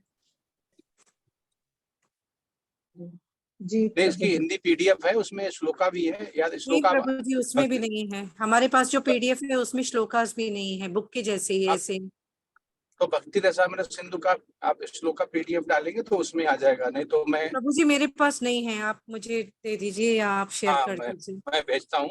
तो उसमें जब हम अभी भक्त रसामृत सिंधु पढ़ रहे हैं तो हमें रेफरेंस भी भक्त रसामृत सिंधु को देना चाहिए, क्योंकि भगवत गीता है वो भगवान की बाणी है जिसमें कि उन्होंने बताया कि क्या होता है, ठीक है, कैसे करना चाहिए, लेकिन उसका एविडेंस मतलब हमारे आचार्य जिन्होंने फॉलो करके उसको प्रूव किया। इसलिए हमें प्रामाणिक संस्था, प्रामाणिक गुरु हमें करना चाहिए, जो कि इस्कॉन के माध्यम से हमें पता चलता है, प्रूवन, जैसे प्रूवन बोलते हैं, प्रूव किया हुआ है। तो आचार्यों ने जब ये भक्त रसामृत सिंधु की रचना की तो श्री चैतन्य महाप्रभु के मूड एंड मिशन जो उनका था, और उन्होंने ही उनके हृदय में ऐसी ज्योति जगाई कि उनको ये मिलना चाहिए, तो इसलिए ये आया, हमें यहाँ रचना मिली। तो ये हम रेफरेंस दे तो उसी के द्वारा दे, नहीं तो ऐसे तो कनिष्ठ भक्ति, मध्यम भक्ति, उत्तमा भक्ति, शुद्ध भक्ति बहुत ज्यादा है। तो ऐसे भगवान ने ये भी बोला हुआ है कि जितने भी वेद होते हैं अर्जुन को उनसे ऊपर उठ के सोचो, कर्मकांड से ऊपर उठ के सोचो, वो शुद्ध भक्ति होती है। तो इसमें ये श्लोक आप देखेंगे चैतन्य चरितामृत का है, पर वो आया भक्ति रसामृत सिंधु में पहला ये श्लोक है। वो ही आचार्य लोग बोलते हैं कि इसको ही आज अगर बात करेंगे बद्ध जीव या बद्ध आत्मा कलयुग में इसको फॉलो करके ही उत्तम भक्ति पा सकता है। क्या? अनन्य अभिलाषा, अभिलाषाएं शून्य, मतलब जितनी भी अभिलाषाएं हैं, क्या भौतिक अभिलाषाएं, वो जीरो कर दो, शून्य कर दो, कुछ भी मत रखो, पद, प्रतिष्ठा, धन, तन, मन, धन सब जीरो कर दो, ठीक है।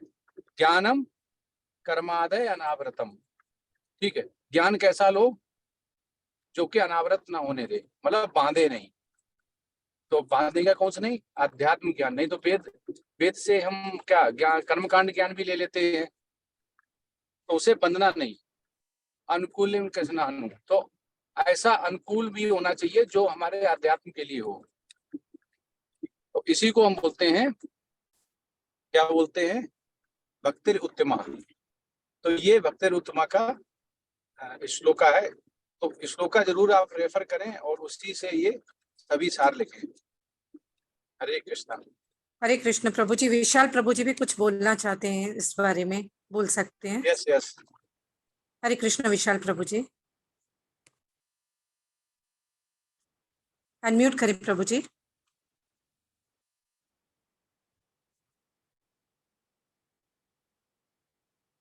प्रभु जी लीव हो गए। हरे कृष्ण प्रभु जी, शायद लीव हो गए हैं विशाल प्रभु जी।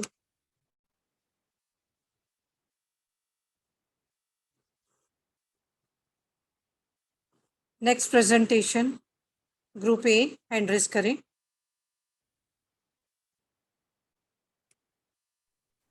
जी हरे कृष्णा प्रभु जी। पूनम शर्मा होस्ट बना दीजिए प्रभु जी, को होस्ट।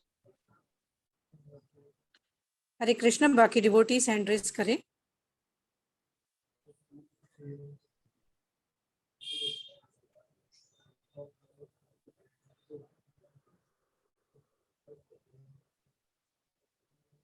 किसको बनाना?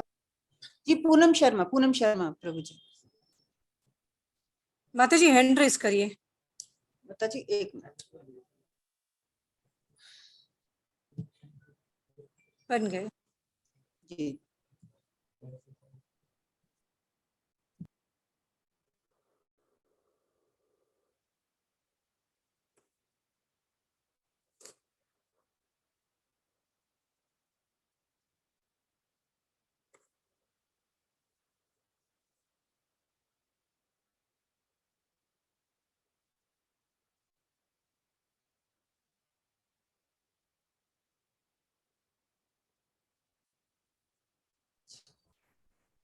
हरे कृष्णा माता जी, स्क्रीन विजिबल है?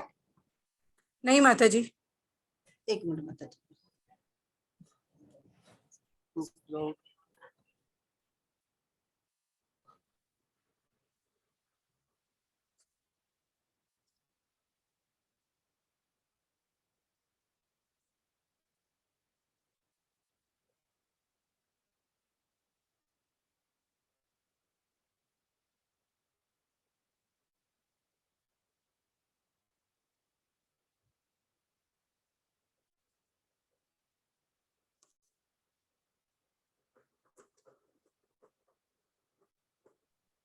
हरे कृष्णा माता जी, अभी विजिबल है?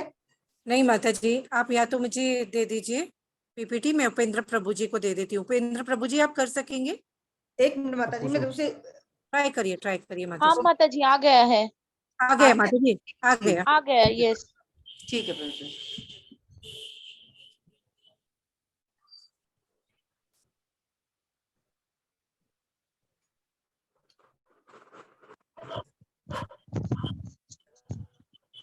हरे कृष्णा। सुंदर प्रभु जी। जी माता जी। जी। हरे कृष्णा। प्रस्तुति नंबर 15 भक्ति रसामृत सिंधु। प्रभु जी एक मिनट, माता जी लास्ट स्लाइड पे आ गए हैं। जी जी माता जी कर रहे हैं। जो बताओ। ओम नमो भगवते वासुदेवाय। ओम नमो भगवते वासुदेवाय। ओम नमो भगवते वासुदेवाय। हरे कृष्णा। हरे कृष्णा सभी को दंडवत प्रणाम। मैं सुंदर कृष्णानी प्रस्तुति 15 भक्ति रसामृत सिंधु। प्रभु जी मेरा प्रश्न है, स्पष्ट करें कि कृष्ण, उनकी सामग्री और लीलाओं के संबंध में निर्विशेषवादी कभी कभी भक्ति सेवा को कैसे गलत समझते हैं। प्रभु जी मेरा समझना है कि निर्विशेषवादी कभी कभी भक्ति योग को ऐसे भ्रांत रूप में समझते हैं कि प्रभु जी माइक को थोड़ा दूर रखें, कुछ भी समझ में नहीं आ रहा। हरे कृष्णा माता जी। ठीक है माता जी। जी जी बोलिए। हाँ माता जी मेरा प्रश्न है, स्पष्ट करें कि कृष्ण, उनकी सामग्री और लीलाओं के संबंध में निर्विशेषवादी कभी कभी भक्ति सेवा को कैसे गलत समझते हैं। मेरा जवाब है, निर्विशेषवादी कभी कभी भक्ति योग को ऐसे भ्रांत रूप में समझते हैं कि श्री कृष्ण को उनके लीला परिकर और उपकरणों से अलग कर बैठते हैं। वे कहते हैं कि श्री कृष्ण का महत्व तो है पर कुरुक्षेत्र का महत्व नहीं है। कृष्ण भावना में उन सभी उपकरणों और स्थलों में भक्त की रुचि रहती है जिसका श्री कृष्ण से कुछ भी संबंध रहा हो। स्वयं के मनोधर्म के द्वारा श्री कृष्ण की आराधना के निष्कर्ष पर नहीं पहुंचना चाहिए, ऐसा निर्विशेषवादी करते हैं। निर्विशेष ब्रह्म भी पूर्ण परम पुरुष के अधीन है। ब्रह्म संहिता में 5.1 में भी कहा गया है कि भगवान सच्चिदानंद विग्रह है। हरे कृष्ण प्रभु जी।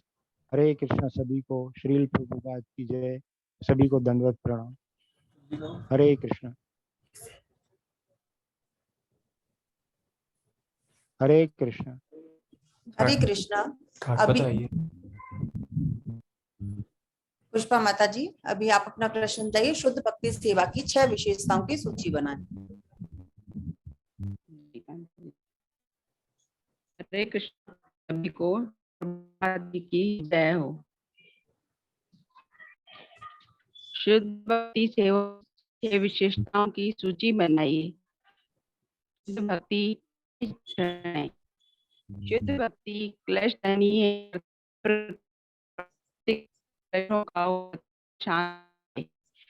शुद्ध भक्ति शुद्धा है तथा सबका कल्याण करने वाली है। शुद्ध भक्ति आप में अपरिमेय दिव्य आनंद में स्थित कर देती है। शुद्ध भक्ति परम दुर्लभ है। शुद्ध भक्ति मोक्ष को भी तुच्छ ना देने वाली है।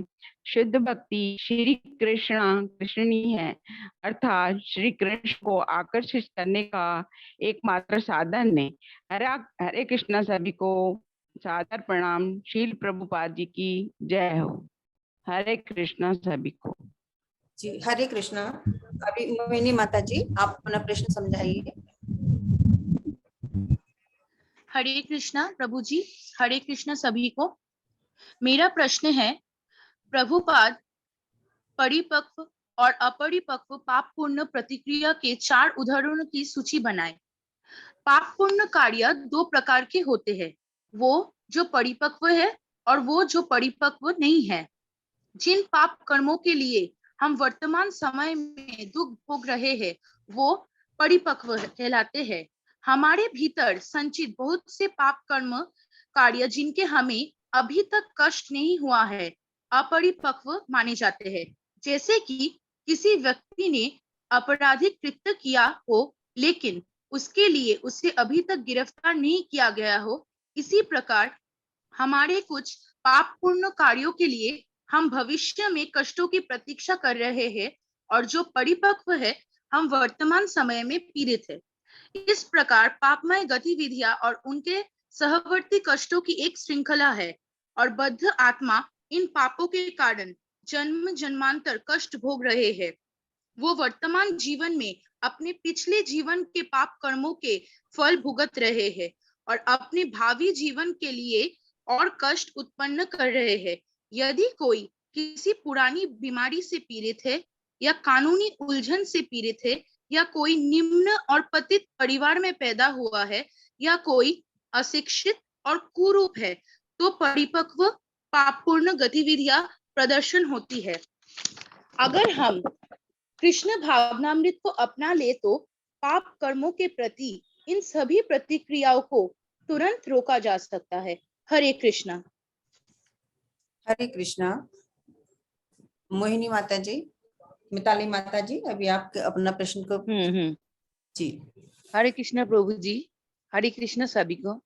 मेरा प्रश्न है, प्रायश्चित की तुलना हाथी के स्नान से क्यों की जाती है? एक उदाहरण श्रीमद् भागवतम में हाथी के बारे में दिया गया है जो एक झील में प्रवेश करता है और बहुत गंभीरता से स्नान करता है, अपने शरीर को अच्छी तरह से साफ करता है, फिर जैसे ही किनारे पे आता है वो फिर से धरती से कुछ धूल लेता है और उससे अपने शरीर पर फेंक देता है। इसी प्रकार जो व्यक्ति कृष्ण भावनामृत में प्रशिक्षित नहीं है वो पाप कर्म की इच्छा से पूरी तरह मुक्त नहीं हो सकता है। ना तो याग प्रक्रिया, ना ही दार्शनिक चिंतन और ना ही सकर्म गतिविधियां किसी को पापी इच्छाओं के बीच से बचा सकते हैं। केवल भक्ति सेवा में लगे रहने से ही ऐसा किया जा सकता है। हरे कृष्ण। हरे कृष्ण। दीप्ति माता जी, आपका प्रश्न है, श्री रूप गोस्वामी के विश्लेषण के अनुसार खुशी के 3 स्रोत बनाएं।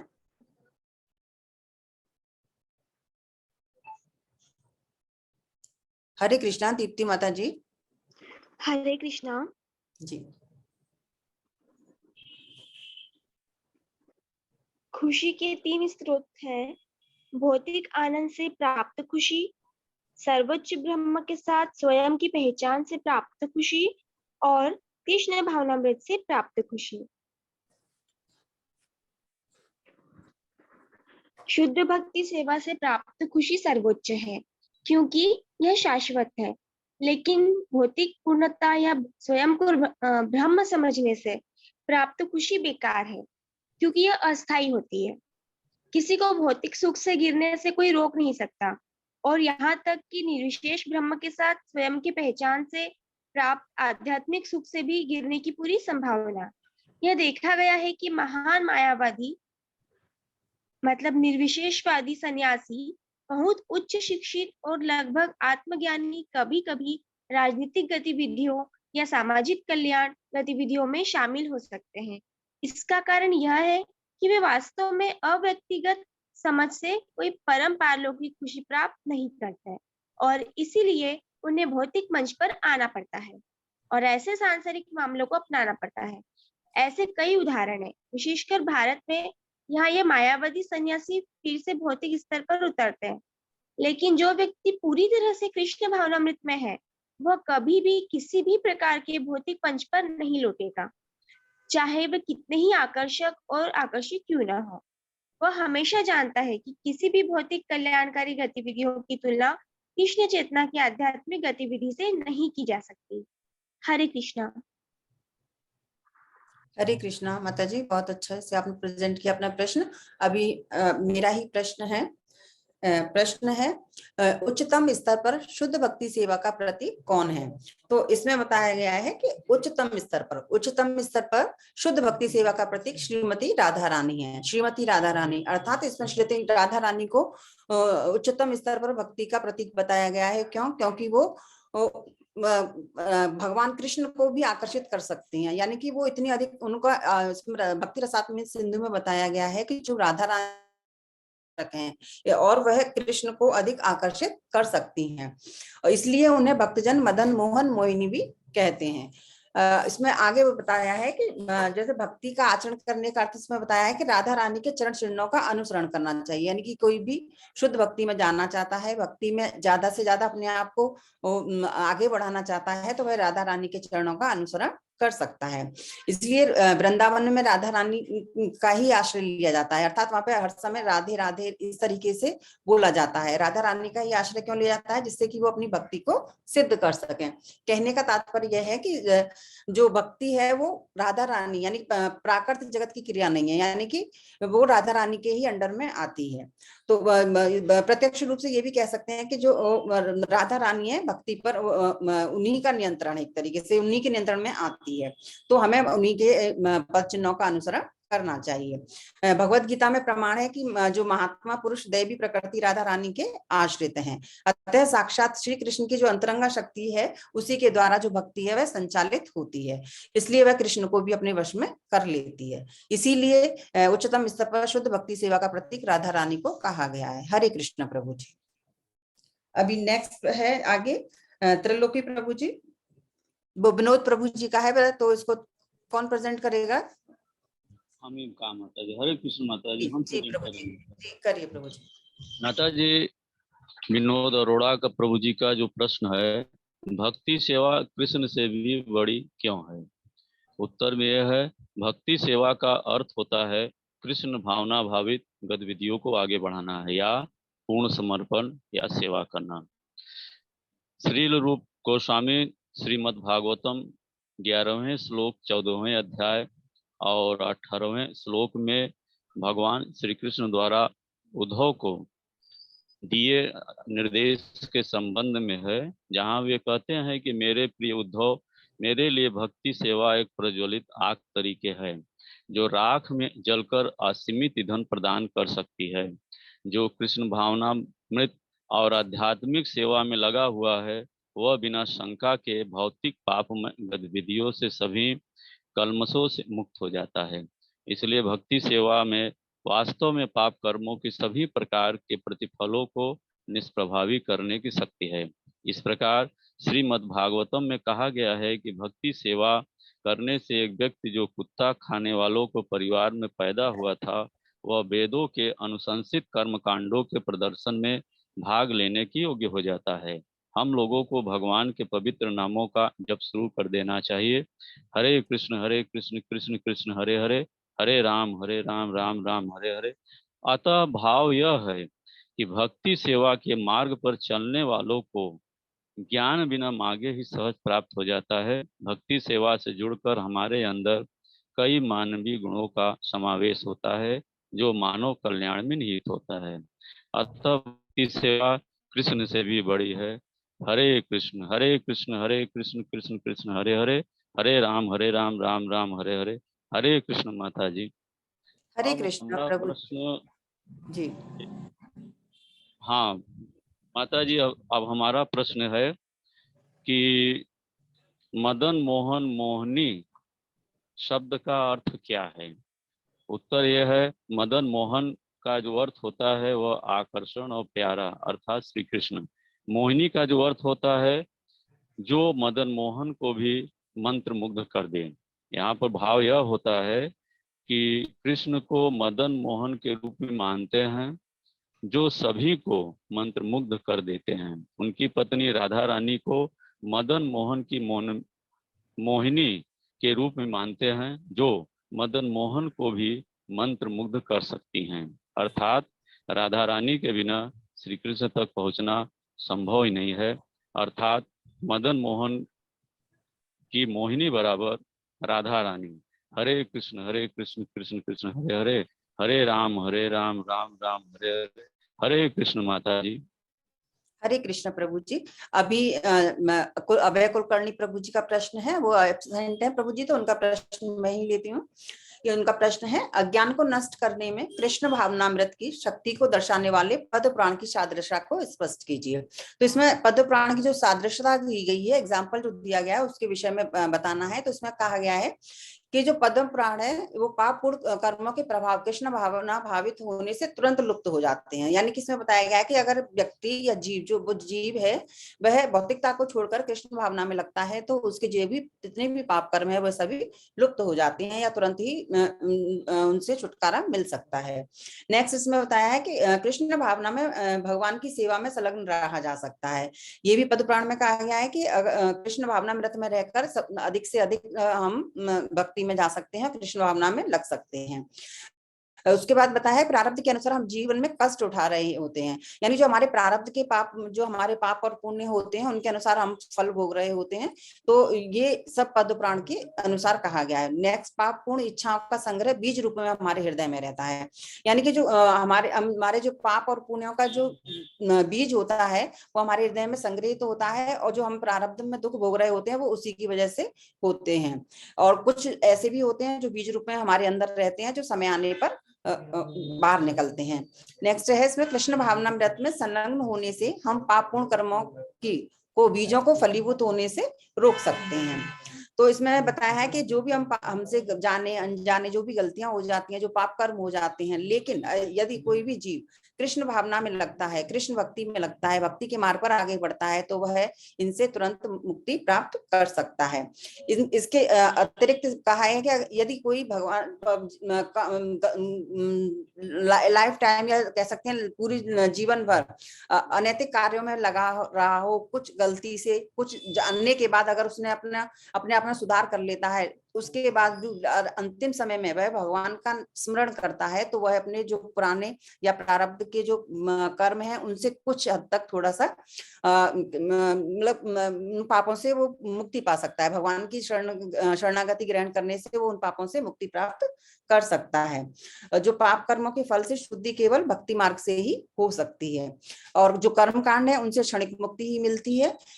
नेक्स्ट मतलब विषय जीवन बिताने वाला रोग का शिकार हो जाता है, अर्थात जो भौतिकता में लगे रहते हैं उन्हें बहुत सारे रोग घेर लेते हैं। लास्ट इसमें बताया है कि कृष्ण भावना व्रत की समझ से विषय जीवन के कष्ट से बचा जा सकता है, अर्थात बद्ध जीव जो भौतिकता में लिप्त रहता है, आजीवन उसी में अपना समय व्यतीत करता है, इंद्रियों को तुष्ट करने में लगा रहता है, लेकिन यदि कृष्ण भावना व्रत में लग जाता है और भक्ति के मार्ग पर चलने लगता है, तो वह इन सभी पाप कर्मों से मुक्त हो सकता है। हरे कृष्ण प्रभु जी। मोहिनी माता जी। जी माता जी। आप उस बोल दीजिए मंत्र और इसको समाप्ति की ओर ले जाइए माता जी। जी जरूर। वंश कल्पतरुभ्यश्च कृपा सिन्धुवैव च पतितानां पावनेभ्यो वैष्णवेयो नमो नमः। अनंत कोटि वैष्णववृंद की जय। श्रील प्रभुपाद जी की जय। हरे कृष्णा। हरे कृष्ण माता जी। हरे कृष्णा सभी को, सभी का सहयोग प्रार्थनीय। हरे कृष्ण माता जी। हरे कृष्ण प्रभु जी।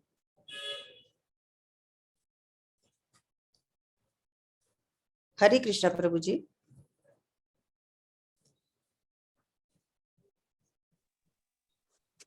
माता जी ये प्रश्न कहाँ से निकाले हैं, मेरे को तो नहीं समझ में आए। माता जी बाद में बात करते हैं, ये रिकॉर्डिंग चालू है ना। जी जी। हरे कृष्ण सुधाकर प्रभु जी, प्रेजेंटेशन कंप्लीट हुआ जी। हरे कृष्ण प्रभु जी। यस माता जी जी जी प्रभु जी। हरे कृष्ण जी। थोड़ा नेटवर्क का इशू था, बीच बीच में कट रहा था, आ रहा जा रहा था, ज्वाइन काफी टाइम कट गया है। जी जी जी। नेटवर्क का तूफान पानी वगैरह का बहुत अभी इधर हो रहा है, ऐसा ही। तो माता जी प्रेजेंटेशन तो सही था, आपका क्वेश्चन का आंसर इसमें थोड़ा और, जैसे हम श्लोका अभी मिसिंग है, तो श्लोका का रेफरेंस जरूर दें कि इस श्लोका से जैसे हम गीता में देते थे, तो ऐसे ही मैं डाल दूंगा उसके श्लोका, लेकिन श्लोका भी किस चैप्टर के और क्वेश्चन किस श्लोका कहाँ पे आएगा उसका वो लिंक करना पड़ेगा। तो जैसे भक्ति उत्तमा वाला है, तो जब भक्ति रसामृत सिंधु हम पढ़ते तो इसमें पूरा एप्लीकेशन है, और ये कैसे आया कि श्री चैतन्य महाप्रभु ने ऐसा मूड एंड मिशन था, और जैसे श्री कृष्ण भगवान ने अर्जुन के द्वारा हमें गीता दी, ऐसे ही श्री चैतन्य महाप्रभु ने हमें भक्ति रसामृत सिंधु दिया श्री रूप गोस्वामी के माध्यम से। तो ऐसे ही जब हम कुछ भी ज्ञान अर्जित करते हैं तो वो ज्ञान में ही अगर अज्ञानता है, जैसे वेद है, वेद से हम ज्ञान लेते हैं, उसी से अगर हमें अज्ञानता है तो हम कर्मकांड भी ले लेते हैं, जबकि वेद दोनों के लिए, अध्यात्म के लिए, कर्मकांड के लिए भी। लेकिन हम कर्मकांड में ही ज्यादा वेदों का यूज करते हैं, ब्राह्मण खुलाते हैं और उनसे हम क्या करते हैं, खुशी के लिए, धन के लिए, हम अपनी मनोकामना पूरी करने के लिए पूजा पाठ कराते हैं, उतना ही वो करते हैं। जैसे किसी महाराज को बुलाया और श्रीमद् भागवत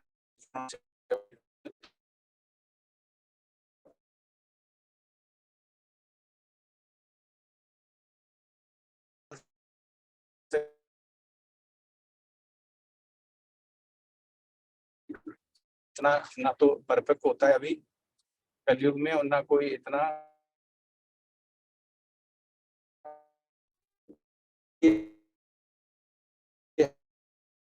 से जरूर आना चाहिए।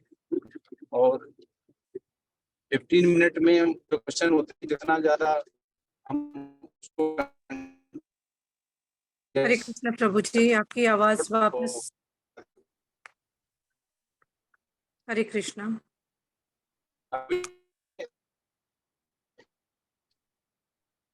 प्रभु जी वॉइस नहीं आ रही। नेटवर्क का इशू है। अभी आ रही क्या?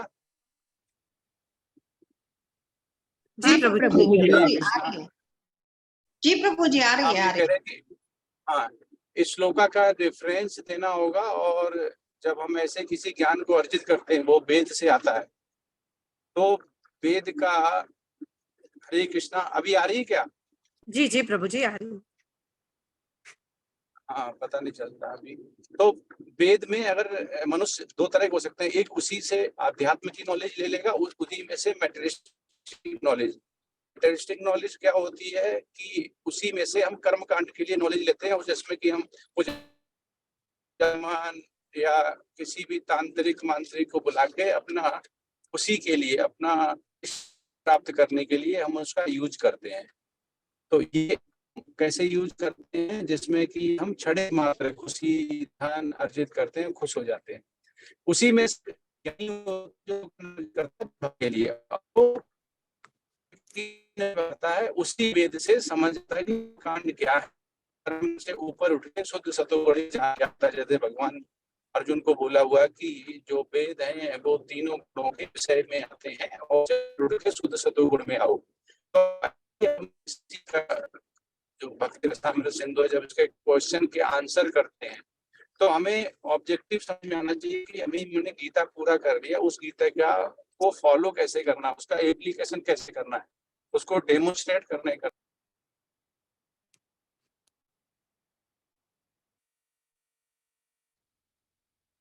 प्रभु जी, तो इसका दूसरा पीडीएफ मिल जाएगा भक्ति रसामृत सिंधु का? माता जी लेफ्ट हो गए प्रभु जी।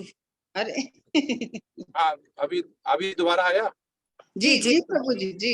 हाँ, ये रिकनेक्ट हो रहा है, बार बार कनेक्ट रिकनेक्ट जी जी प्रभु जी, नेट का बहुत इशू रहता है। हाँ, तो अभी कृष्ण की इच्छा नहीं है शायद की और ज्यादा संवाद हो, तो इसीलिए ऐसा हो रहा है। उसकी इच्छा के बगैर कुछ भी नहीं होता है। प्रभु जी एक क्वेश्चन हाँ। करना है आपसे, क्या मैं कर सकती हूँ? हाँ, यस यस माता जी। हाँ, हरे कृष्ण प्रभु जी। प्रभु जी एक्चुअली इस बार जो हम लोगों ने पढ़ा भक्ति रसामृत सिंधु में कि हमारे जो मतलब पाप कर्म होते हैं पिछले जन्म के, वो इस जन्म में आके मिलते हैं। तो प्रभु जी ऐसे तो हर व्यक्ति इस जन्म में पाप करता ही रहेगा, उनका पाप का घड़ा भरता ही रहेगा, क्योंकि वो तो समझेंगे हमको तो इस जन्म में कोई मतलब दंड नहीं मिलने वाला, नेक्स्ट जन्म में मिलेगा। और अगर नेक्स्ट जन्म में मिलता भी है तो किसी को याद कैसे रहेगा कि उसने क्या पाप किया था? ये मुझे थोड़ा डाउट लगा, तो मैंने सोचा आपसे पूछती हूँ। माता जी, कुछ भी डाउट नहीं है, बिल्कुल क्लियर है। जो भक्त होता है वो ये समझ जाता है कि जो अभी हम कर रहे हैं ये हमारे पिछले जन्मों का पाप। अगर आप भगवान श्री कृष्ण से जुड़ी हैं तो किसी न किसी जन्म में आप उनके आसपास रह के उनकी सेवा की है, चाहे वो उनके आप रूप मंजरी की संगियों की संगन हो, चाहे उनकी गायों का गोबर उठाया हो, चाहे चरवाहा रहे हो, चाहे ग्वाल वाले रहे हो, तभी हम भगवान से जुड़ते हैं, वैसे नहीं जुड़ सकते हैं। पहला आंसर। दूसरा रहा कर्म का फल। कर्म का फल जब हम माँ के भ्रूण में आते हैं तभी तय हो जाता है कि क्या हमारा कुल होगा, वंश होगा, क्या हमारी गति होगी, नियति होगी। लेकिन पैदा होने के बाद हमारा खुद का जो कर्म होते हैं वो खुद के इस जीवन के कर्म होते हैं, हम अच्छा करें चाहे वो करें। जैसे इस समय कुछ लोग फेसबुक देख रहे होंगे, कुछ लोग क्राइम पेट्रोल देख रहे होंगे, कुछ व्हाट्सएप चला रहे होंगे, वो उनके कर्म पे उनके बुद्धि, भगवान ने सबको बुद्धि दी समझने के लिए, सबको गीता दी, सबको श्रीमद् भागवतम दी। अब आते हैं कि कंफ्यूजन कर्म के लिए। तो धृतराष्ट्र को अपने पिछले 50 जन्म का फल मिला था अगले 50 जन्म बाद। तो ऐसा कभी नहीं होता कि पिछले जन्म का 0 हो गया और हम इसमें अभी जो कर्म भुगत रहे हैं ये पिछले का बचा हुआ है या इस बार हम अभी कर लेंगे, ठीक है। तो इसमें हमें जैसे बताया गया है धर्म, अब जो 18.66 दोगे, सर्वधर्मन परित्यज्य मामेकम शरणं व्रज अहम त्वं सर्व पापेभ्यो मोक्षाय मा शुचः। भगवान क्या कहते हैं कि सभी धर्म को त्याग कर मेरे पास आ जाओ, मैं तुम्हें वचन देता हूँ सारे पापों से मुक्त कर दूंगा, मतलब सारे पापों को बर्न कर दूंगा, ठीक है, और तुम मोक्ष को प्राप्त करो। मोक्षाय मा शुचः मतलब भगवान के धाम आओगे। तो भगवान ने ये बोल दिया। तो इसमें आगे पिछले जन्म का हुआ। अब जैसे इसका और आंसर देते हैं कि आचार्य लोग बताते हैं, जैसे हमने देख लिया कोई नेता है, कोई डाकू है, कोई क्रिमिनल है, वो बहुत अच्छी लाइफ जीता है, तो इसका मतलब नहीं है कि हमें सब कुछ पता है कि पिछले जन्म में उसने क्या किया। हो सकता है पिछले जन्म में उसने बहुत अच्छे कर्म किए हो, इसकी वजह से वो लाइफ ऐसे जी रहा है, लेकिन अभी वो पाप ले रहा है, तो उसके आने वाले जन्म में, अगले या इसी जन्म के अंत तक भगवान कैसे देगा वो हमें पता नहीं है। और हम भगवान खुद कहता है कि हम क्यों भूल जाते हैं। भगवान कहता है अर्जुन से कि अर्जुन बोलते हैं कि आप तो कहते हैं कि आपने तो सूर्य देव को इसका ज्ञान दिया हुआ है, लेकिन आप तो माओ के बराबर हो।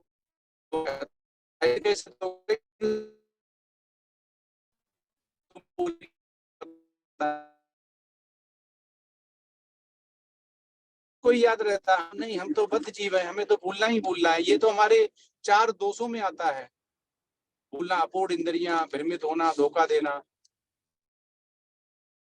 माता जी इसका यही आंसर है। तो अभी आपको कुछ और आप पूछ सकते हैं। धन्यवाद प्रभु जी, मुझे आंसर मिल गया। हरे कृष्णा प्रभु जी।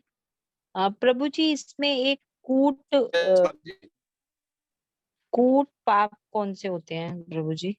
कूटम जी हाँ, कूटम पापम जो होते हैं जो कि हमने अभी पके नहीं है, मतलब जो पक गए वो प्रारब्ध हो गए। मतलब जिसका हम अभी हम बैठे, जो भी जितने भी डिवोटी जुड़े हुए हैं इस समय जो भी अवस्था में है, चाहे वो बीमार हैं, चाहे वो अपाहिज हैं, चाहे वो कान से दुखी हैं, चाहे आंख से दुखी हैं, पैर से दुखी हैं, दर्द है, कुछ भी है, बुखार जुकाम खांसी, ये सब प्रारब्ध है। मतलब हमने अपना पाप का घड़ा जिसको बोलते हैं पक गए। कुछ होते हैं जो हमने करे हैं वही अंकुरित नहीं हुए, ठीक है। कूटम बीजम, तो ये वो बीज के होते हैं, ठीक है। उसके बाद बीजम भी आता है, जो अंकुरित हुए के बीज पड़ा हुआ है। तो माता जी ये वो हैं जिनका पाप भगवान की शरण में चले जाए। अहम तो एम सर्व पापेभ्यो मोक्षाय मा शुचः। 18.66 में भगवान क्या कहते हैं कि सभी धर्मों को त्याग दो, मेरे पास आ जाओ, मैं तुम्हें वचन देता हूँ सारे पापों को नष्ट। तो इसमें चाहे प्रारब्ध हो जो अभी हम भुगत रहे हो, इसके बाद सब वो 0 कर देंगे। आप प्रारब्ध भी, बीजम भी, कूटम भी, उनको वो खत्म कर देंगे। ऐसा माता जी इसका वर्णन होता है। प्रभु जी जब हम ऊपर जाते हैं तो हमें नरक में भी हमें जो पाप कर्म होते हैं वो भोगने पड़ते हैं, तो पृथ्वी पर फिर कौन से बचते हैं प्रभु जी? पृथ्वी पे वो बचते हैं जो हम लास्ट तक करते गए और हमारी मृत्यु होगी, उसका हमें दंड नहीं मिल पाया, जो कि भगवान के नियमानुसार मिलता है, वो हमारे बचते हैं। वो हमें अगले जन्म में दुखालय में आने पड़ेंगे और नरक में हमें वो भोगने पड़ते हैं, जो कि एक सूक्ष्म शरीर मिलता है। तो उस शरीर को, जिसको भोग शरीर भी बोल सकते हैं, तो उसको वो सेम चीजें जो यहाँ पे हम नरक यहाँ पे नहीं भोग सकते हैं, वो वहां पे भोगनी पड़ती है आध्यात्म के हिसाब से। तो उनका ऊपर जाने पे अलग रूल्स रेगुलेशन फॉलो होते हैं और दुखालय में यहाँ पे अलग होते हैं। तो ऊपर जो मिलते हैं वो पाप जो हम कहते हैं कोई नहीं देख रहा है, जैसे एक ने चोरी की, कत्ल किया, लेकिन कोई नहीं देख पाया, उसको पुलिस नहीं पकड़ा और यहाँ पे उसको दंड नहीं मिला। जिसको दंड यहाँ नहीं मिलता उसको दंड ऊपर मिलता है फिर। जी प्रभु जी, धन्यवाद। प्रभु सारी जी चीजें तो माता जी कोई नहीं जानता है ना। हरे कृष्णा प्रभु जी, मुझे एक प्रश्न था आपसे। प्रभु जी, जैसे कि एक पाप का जैसे टॉपिक चल रहा है, उसमें मैं एक छोटा से छोटा जीव जो होता है हमारे से बाय मिस्टेक भी अगर हम मतलब कुछ हो जाए, मारना पड़े या कुछ, तो वो भी पाप में काउंट होगा? अगर हम अगर इंटेंशनली हमें पता हो गया है तो हमने किया हुआ कि हमें पता है चींटियां जा रही है, नहीं देखा हुआ, तो वो पाप में आएगा। लेकिन किसी मिट्टी के नीचे कोई है, हम उसे आंखों से देख नहीं पा रहे, दोष पूर्णम भवन्ति भगता है, आचार्यों ने बोला हुआ है कि दोष वो लगता है जो हमने जानबूझ के किया हुआ है। ठीक है ना? जी जी। तो लेकिन जो अब मिट्टी के नीचे कुछ है, हम चलते जा रहे हैं, हमें नहीं पता है, तो वो दोष नहीं लगेगा। वो दोष हमें इसलिए नहीं लगता है क्योंकि हमारी इंद्रियों ने उसे नहीं देखा। लेकिन इंद्रियों को देखने के बाद भी जो हम दोष करते हैं वो दोष हमें लगते हैं, ऐसा आचार्य बोलते हैं। प्रभु जी, जैसे मकड़ी है, अगर वो मकड़ी को हम नहीं मारेंगे तो वो तो हमें काटेगी, या मच्छर है तो फिर उसका भी दोष लगता है प्रभु जी?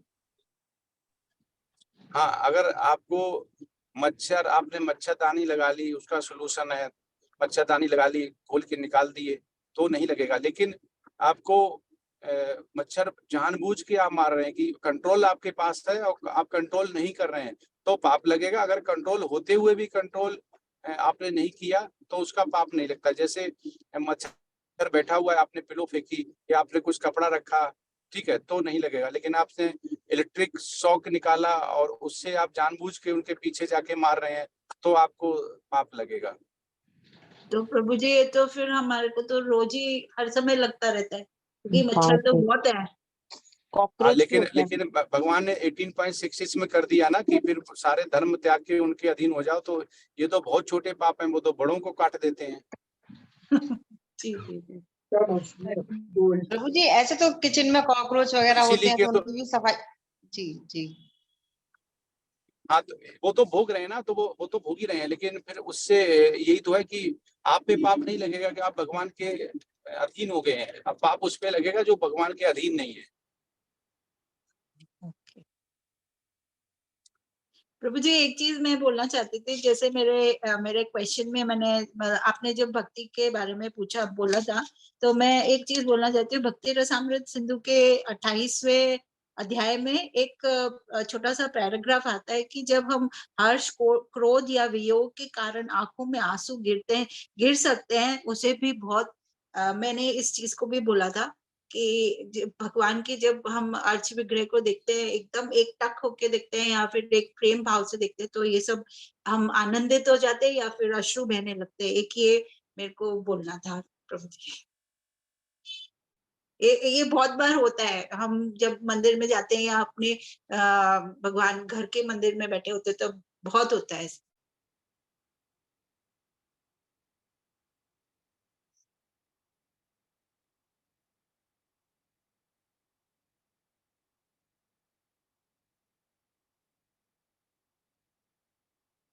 प्रभु जी, आपकी आवाज नहीं आ रही, आप म्यूट हो गए। आप माता जी। जी प्रभु जी, मैं यही बता रही थी कि जब हम अपने भगवान के सामने भी बैठते हैं या हम मंदिर में भी जाते हैं, तो वैसा होता है कि प्रेम भाव में या एकदम भक्ति भाव में या आनंदित होके या कुछ भाव से हमारे आंखों में से आंसू बहने लगते हैं। तो इसको क्या बोलेंगे प्रभु जी? केवल अश्रु बहाना ही केवल भक्ति नहीं है कि अश्रु बहाया, क्योंकि वो कभी हमारा भाव अपने आप आते हैं। हाँ, अपने आप। देखो, प्रभुपाद इसका क्या बोलते हैं कि एक पास उनके पास शिष्य आया, उसने बोला कि प्रभुपाद, मैं तो इतना ज्यादा धीर व्यक्ति हूँ कि मेरी अर्धांगिनी भार्या का डेथ हुई तब भी मैं नहीं रोया। मतलब इतना ज्यादा मैं संवेदनशील नहीं हूँ, इतना ज्यादा धीर हूँ। तो प्रभुपाद हंसे और बोले, तो ये तो मूर्खता है। ठीक है, क्योंकि एक धीर व्यक्ति ऐसा नहीं हो सकता है जो किसी की मृत्यु, मतलब आत्मा का जब देहांतरण हुआ तो वो नहीं रोया। तो ऐसे ही इसको समझ सकते हैं कि जो आपके असुर निकल रहे हैं, तो वो असुर किस भाव में निकल रहे हैं उसके ऊपर। अपने आप तो निकल रहे हैं, अगर अपने आप निकल रहे हैं, कोई भाव नहीं है, तो भी वो भाव विहीन हो गए। समझ नहीं माता जी? जी जी।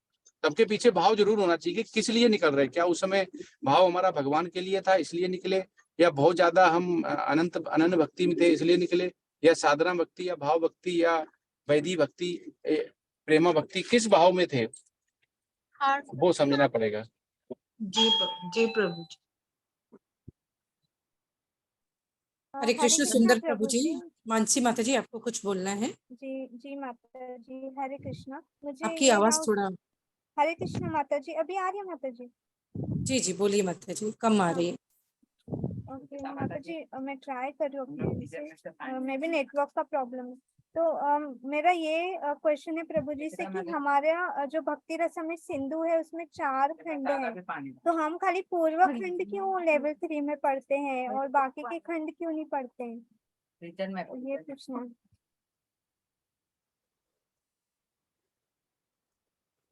मतलब मैं हरे समझ नहीं कृष्ण। पाया माता जी, एक बार रिपीट करेंगे? प्रभु जी, हाँ प्रभु। माता जी बोल रहे हैं कि हमारे भक्ति रसामृत सिंधु में 4 खंड हैं, तो हम सिर्फ पूर्व खंड क्यों पढ़ते हैं? लेवल 3 में है प्रभु जी। लेवल 3 में? हाँ प्रभु जी, ये तो लेवल 3 लेवल में 4 हमें है ना? पूर्व, हाँ प्रभु जी, लेवल 3 हमने जब किया ना उसमें हमने खाली पूर्व खंड पढ़ाया गया, तो ये मतलब हम खाली पूर्व खंड ही क्यों पढ़े, बाकी के खंड क्यों नहीं पढ़ाए, ऐसा कुछ तो नहीं। नहीं, वो जीबीसी की जो माता जी गाइडलाइन होती है ना आचार्यों की, वैसा ही करते हैं। ये डिजाइन कोर्स उसी हिसाब से होता है अच्छा जिस हिसाब नियम से है, ओके। ऐसा ऐसा। हाँ, तो जैसे पहला लेवल 1 है 18 डेज का ही क्यों होता है, फिर ये हो सकता है कि पूरा चैप्टर पूरा डिटेल में फिर दोबारा लेवल 2 में क्यों करवाते हैं। तो ये माता जी डिजाइन है कोर्स का कि हमें कितना से, जैसे हम हाई स्कूल में हाई स्कूल का ही सीखते हैं, उसके बाद इंटर का अलग सीखते हैं, कोई लेवल बढ़ता जाता है। ऐसे ही पूर्व भक्ति है, पूर्व विभाग है, वो थोड़ा इजी है। उसके बाद फिर और जो विभाग हैं, दक्षिण हो गया, उत्तर हो गया, ठीक है, पश्चिम होगा, ये थोड़े और ज्यादा हार्ड है। तो पहले सरल समझ में आएगा तो हम कठिन कर पाएंगे माता जी, ओके इसलिए प्रभु ऐसा करते हैं। ओके। और प्रभु जी यहाँ पे हम सारे खंड पे प्रेजेंटेशन करेंगे कि पूर्व खंड ही करेंगे?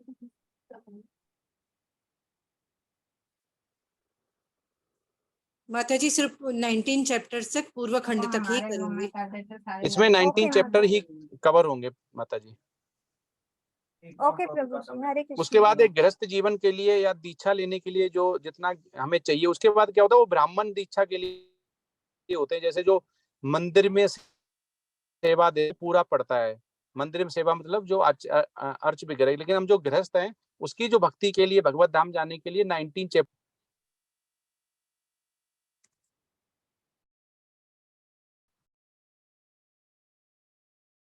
समझा माता जी, नेटवर्क प्रॉब्लम हो गया होगा प्रभु जी को। जी ठीक है। शायद माता जी सुना क्या? हाँ प्रभु जी। मैं कह रहा हूँ माता जी की जो 19 चैप्टर है वो एक गृहस्थ जीवन के लिए केवल दीक्षा लेने तक के लिए है। जो और चैप्टर है आगे के वो ब्राह्मण दीक्षा के लिए, मतलब जो जैसे नमानाथ प्रभु जी के पास जो हैं ऐतु की कृपा में जो अर्च वगैरह की पूजा करते हैं उनको ब्राह्मण दीक्षा लेते हैं, उनको 90 चैप्टर से आगे सारे विभाग पढ़ने पड़ते हैं। लेकिन एक गृहस्थ जीवन के लिए और जो भक्त है गृहस्थ में रहते हुए उसको केवल 19 चैप्टर।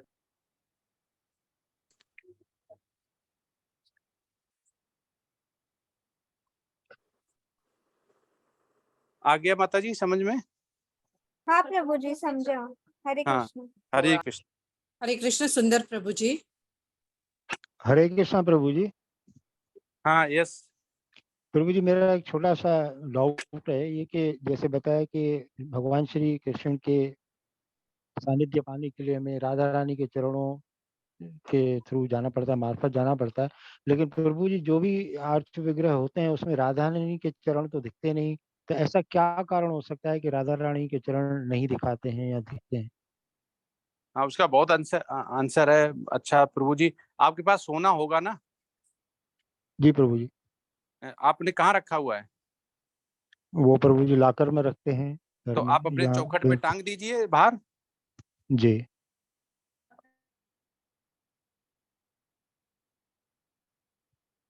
हरे कृष्णा।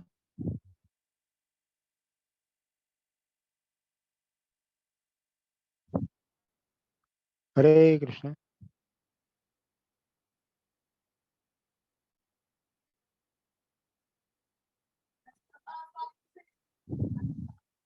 प्रभु जी आवाज नहीं आ रही आपकी। हाँ प्रभु जी बताइए ना। नहीं आ रही। और कोई सुन पा रहा है क्या? हरे कृष्णा। सुंदर प्रभु जी थोड़ा जोर से हाँ बोलिए। जी प्रभु जी, मेरा प्रश्न जी यही प्रभु था जी जो आई आप आवाज। समझ गए। हाँ जो आप समझ गए अब वही आ रही। प्रश्न था मेरा। हाँ। आपका जवाब चाहिए प्रभु जी। जवाब हमने बताया तो और हम समझाते हैं। जो भी ठीक है, उसमें आप मंत्र 18 पढ़ेंगे। जब आपका उपदेशामृत आया उसमें होगा अग्नि नय सुबधा राय असमान विश्वान देव बयुनान विद्वान भूए सा समुझ रहा रमने भूतिष्ठाम ना नमक तो विद्यम। तो कह रहे कि जो भक्ति है भगवान के लिए वो कहते हैं राधा रानी के चरणों में दंडवत होती है। तो मतलब जो परम ज्ञानी या परम स्मरण करने वाला भगवान को लेता है तो वो आसान पकड़ता है। आसान रास्ता क्या पड़ता है कि राधा रानी के चरणों से आता है। अब इतना आसान तो फिर डेली मिल जाएगा। तो इसलिए कोई गया और राधा रानी के देख लिया तो उसको प्रेमा भक्ति, भाव भक्ति, साधना भक्ति आ जाएगी। इसलिए उनके पैरों को केवल साल में एक बार दिखाया जाता है, जिससे कि जो शुद्ध भक्ति जो डेली नियम से जाएगा उसे ही मौका मिलेगा। साल में हम लोग अगर डेली नहीं जाएंगे, जैसे हमारे प्राण निकलेंगे और भगवान का स्मरण करते हुए तो हम भगवत धाम जाएंगे, ऐसा हो ही नहीं सकता। अगर प्रैक्टिस नहीं करेंगे तो हमें अंत समय में भगवान का नाम याद ही नहीं आएगा। तो ऐसे ही होता है कि हम डेली अगर मंदिर नहीं जाएंगे तो हमें राधा रानी के जो चरण है वो किस दिन दिखेंगे और किस दिन दिखाए जाएंगे हमें याद ही नहीं रहेगा। तो फिर हम उसे पा भी नहीं सकते हैं। तो इसलिए हम ये राधा रानी के दर्शन के लिए जो हमारे चरण हैं वो इतने आसानी से, क्योंकि भक्ति इतनी आसान नहीं कि हमें दिख जाएगी। तो राधा रानी के द्वारा हमें भक्ति बहुत जल्दी मिलती है, क्योंकि भगवान कृष्ण स्वयं ही राधा रानी के अधीन रहते हैं। क्योंकि वो कहते नहीं ऑल अट्रैक्टिव हैं, आकर्षित हैं, लेकिन तब भी वो किसको आकर्षित होते हैं? वो राधा रानी को आकर्षित होते हैं। इसलिए जिसको भक्ति बहुत फास्ट चाहिए तो वो राधा रानी के द्वारा उनको पा सकता है। प्रभु जी ये है। जी प्रभु जी, धन्यवाद प्रभु जी, दंडवत प्रणाम। हरे कृष्णा। हरे कृष्ण।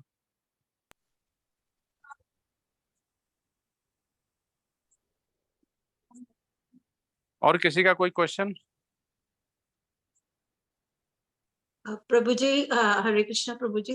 प्रभु जी मुझे एक प्रश्न था कि जब हम मंदिर में देखते हैं कि वो सभी काफी लोग बैठ के भगवान के लिए जो फूलों की मालाएं बनाते हैं, तो वो आम हम अगर सेवा देना चाहते हैं तो वो मना कर देते हैं, नहीं आप नहीं दे सकते ऐसा।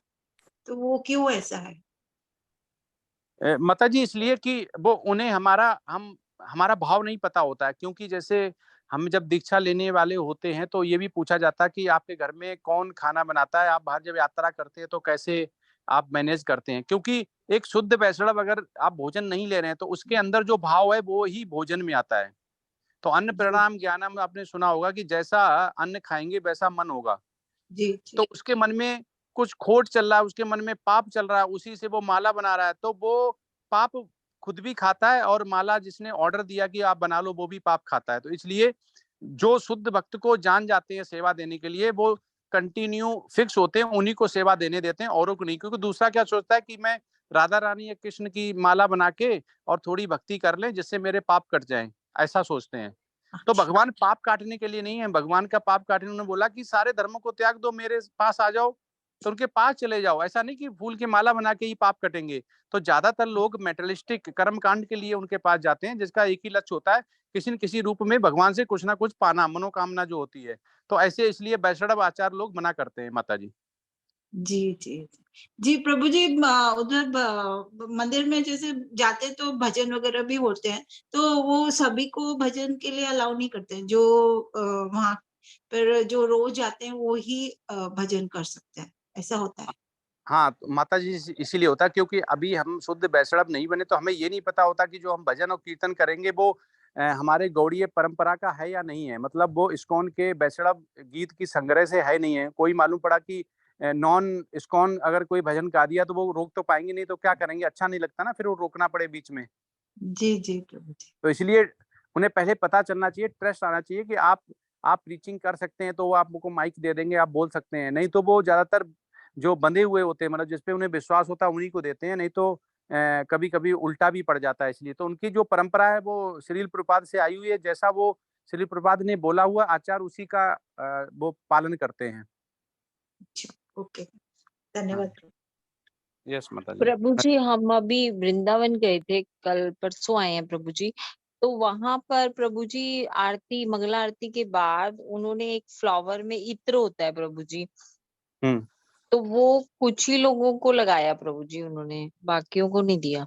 तो वो क्या होता है प्रभु जी? नहीं, ऐसा नहीं होता। हम तो आपके अंदर भाव होना चाहिए। वो लाइन में जब खड़े होते हैं, आप हाथ आगे करेंगे तभी आपके लगाएंगे। वो श्री कृष्ण राधा रानी के पास रखा हुआ इत्र होता है, जिसमें कि ऐसा बोला जाता है कि आचार्य लोग कि रात में महिमा मंडल होता है राधा रानी और भगवान कृष्ण का, तो इसी वातावरण में, सुगंधित वातावरण में वो लीलाएं करते हैं। तो वो भी, उसमें भी दिव्य उनका स्वरूप होता है, वो झलकता है, मतलब उसमें भी ऐसे गुण आ जाते हैं। तो इसलिए वो देखेंगे आप जब उसे सूंघेंगे तो एक अलग ही आनंद प्राप्त होता है, क्योंकि वो दिव्य आनंद उसमें प्रवेश कर जाता है, ऐसा आचार्य लोग बोलते हैं। तो वो सबको लगाते हैं, लेकिन वो फास्ट करते हैं कि आप पीछे रह गए तो आगे वालों को उसके लिए हाथ आगे करना पड़ता है। जी प्रभु जी, क्योंकि वहां बहुत सीनियर डिवोटी आए हुए थे प्रभु जी जगन्नाथ यात्रा में, तो शायद हो सकता है कि भीड़ होगी। नहीं, हाँ, भीड़ भी हो सकती है, टाइम भी होता है, सब कुछ होता है, इसलिए हो सकता है। लेकिन मैं तो जब भी गया हूँ तो उसके लिए भाव अंदर होना चाहिए कि मुझे लगवा के ही जाना है। तो आप इधर से छूट के दोबारा लाइन में खड़े हो जाओ, तो मैं तो ऐसे ही करता हूँ कि एक तरफ से निकल गया। तो बैसड़क की सबसे बड़ी क्वालिटी यही होती है कि वो बुरा ना माने, प्रगति करता रहे, क्योंकि हमें भक्ति चाहिए भगवान की। तो मैं तो एक बार छूट जाता तो आगे जाके दोबारा लाइन में लग जाता हूँ। उधर से चालू हुआ तो जिधर खत्म हो रहा उधर खड़ा हो जाता। तो मेरे तो हर बार लगा है। तो ऐसी चीजें कृपा पाने से ही होती हैं, उसके लिए प्रयत्न करना पड़ता है, क्योंकि भगवान की भक्ति इतनी आसान नहीं है। प्रभु जी उसकी महक यहाँ तक आ रही है। हरि बोल। हरि बोल। अगली बार प्रभु जी ऐसे ही करेंगे। हाँ, उसका आनंद लेना चाहिए कि वृंदावन धाम में जो भी जाता है, तो ऐसे जो भी भगवान की भक्ति के लिए जो भी मौके हैं, चाहे प्रसादम हुआ, इत्र हुआ, तुलसी पूजन हुआ, चरण स्पर्श हुआ, राधा रानी के चरण के दर्शन हुए, जब भी मौका मिले कि इस दिन खुले जाएंगे, उस दिन जरूर जाना चाहिए। तो यही भक्ति के लिए पराकाष्ठा होती है कि अनंत भक्ति क्या है, जो एक लिमिट से ऊपर करी जाए, जो अभी तक नहीं किया उससे आगे बढ़ के की जाए। जी प्रभु जी।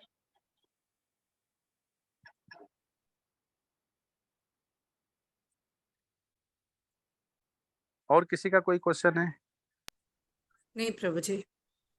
ठीक है, तो आज विराम देते हैं। और जी प्रभु जी। प्रभु जी पीडीएफ शेयर कर दीजिएगा, वो लेवल 3 में हमें मिला नहीं।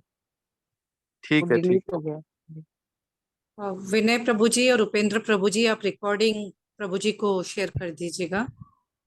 हाँ, जब आप बंद करेंगे तो वो आपके डाउनलोड या डॉक्यूमेंट्स में जाएंगे, वहाँ जूम में रहती है। मेरा नेटवर्क इशू था, फिर वो मुझे मिलता नहीं, ऐसा हुआ। इसलिए हर बार 2 लोगों को मौका देंगे, जिससे कि किसी न किसी के पास रहे। तो जब हम एग्जिट हो जाते हैं या नेटवर्क इशू होता है, तो वो क्लाउड में चली जाती है। क्लाउड में क्या है, टेम्पल का अकाउंट क्लाउड में है, तो उसमें तो पता नहीं कितने प्रेजेंटेशन चलते होंगे, कितने ऑनलाइन होंगे, कितने सेव होते रहते हैं, वो पता ही नहीं चलता फिर किसका कौन सा कहाँ पे है। वो क्या होता है, फिर पॉकेट में सेव होता है। जैसे हमारा 15 मिनट हम रहे, फिर वो डिस्कनेक्ट हुआ, फिर जुड़े, तो वो 15 मिनट का एक बार का ही बनेगा, कंप्लीट वीडियो नहीं बनता है फिर।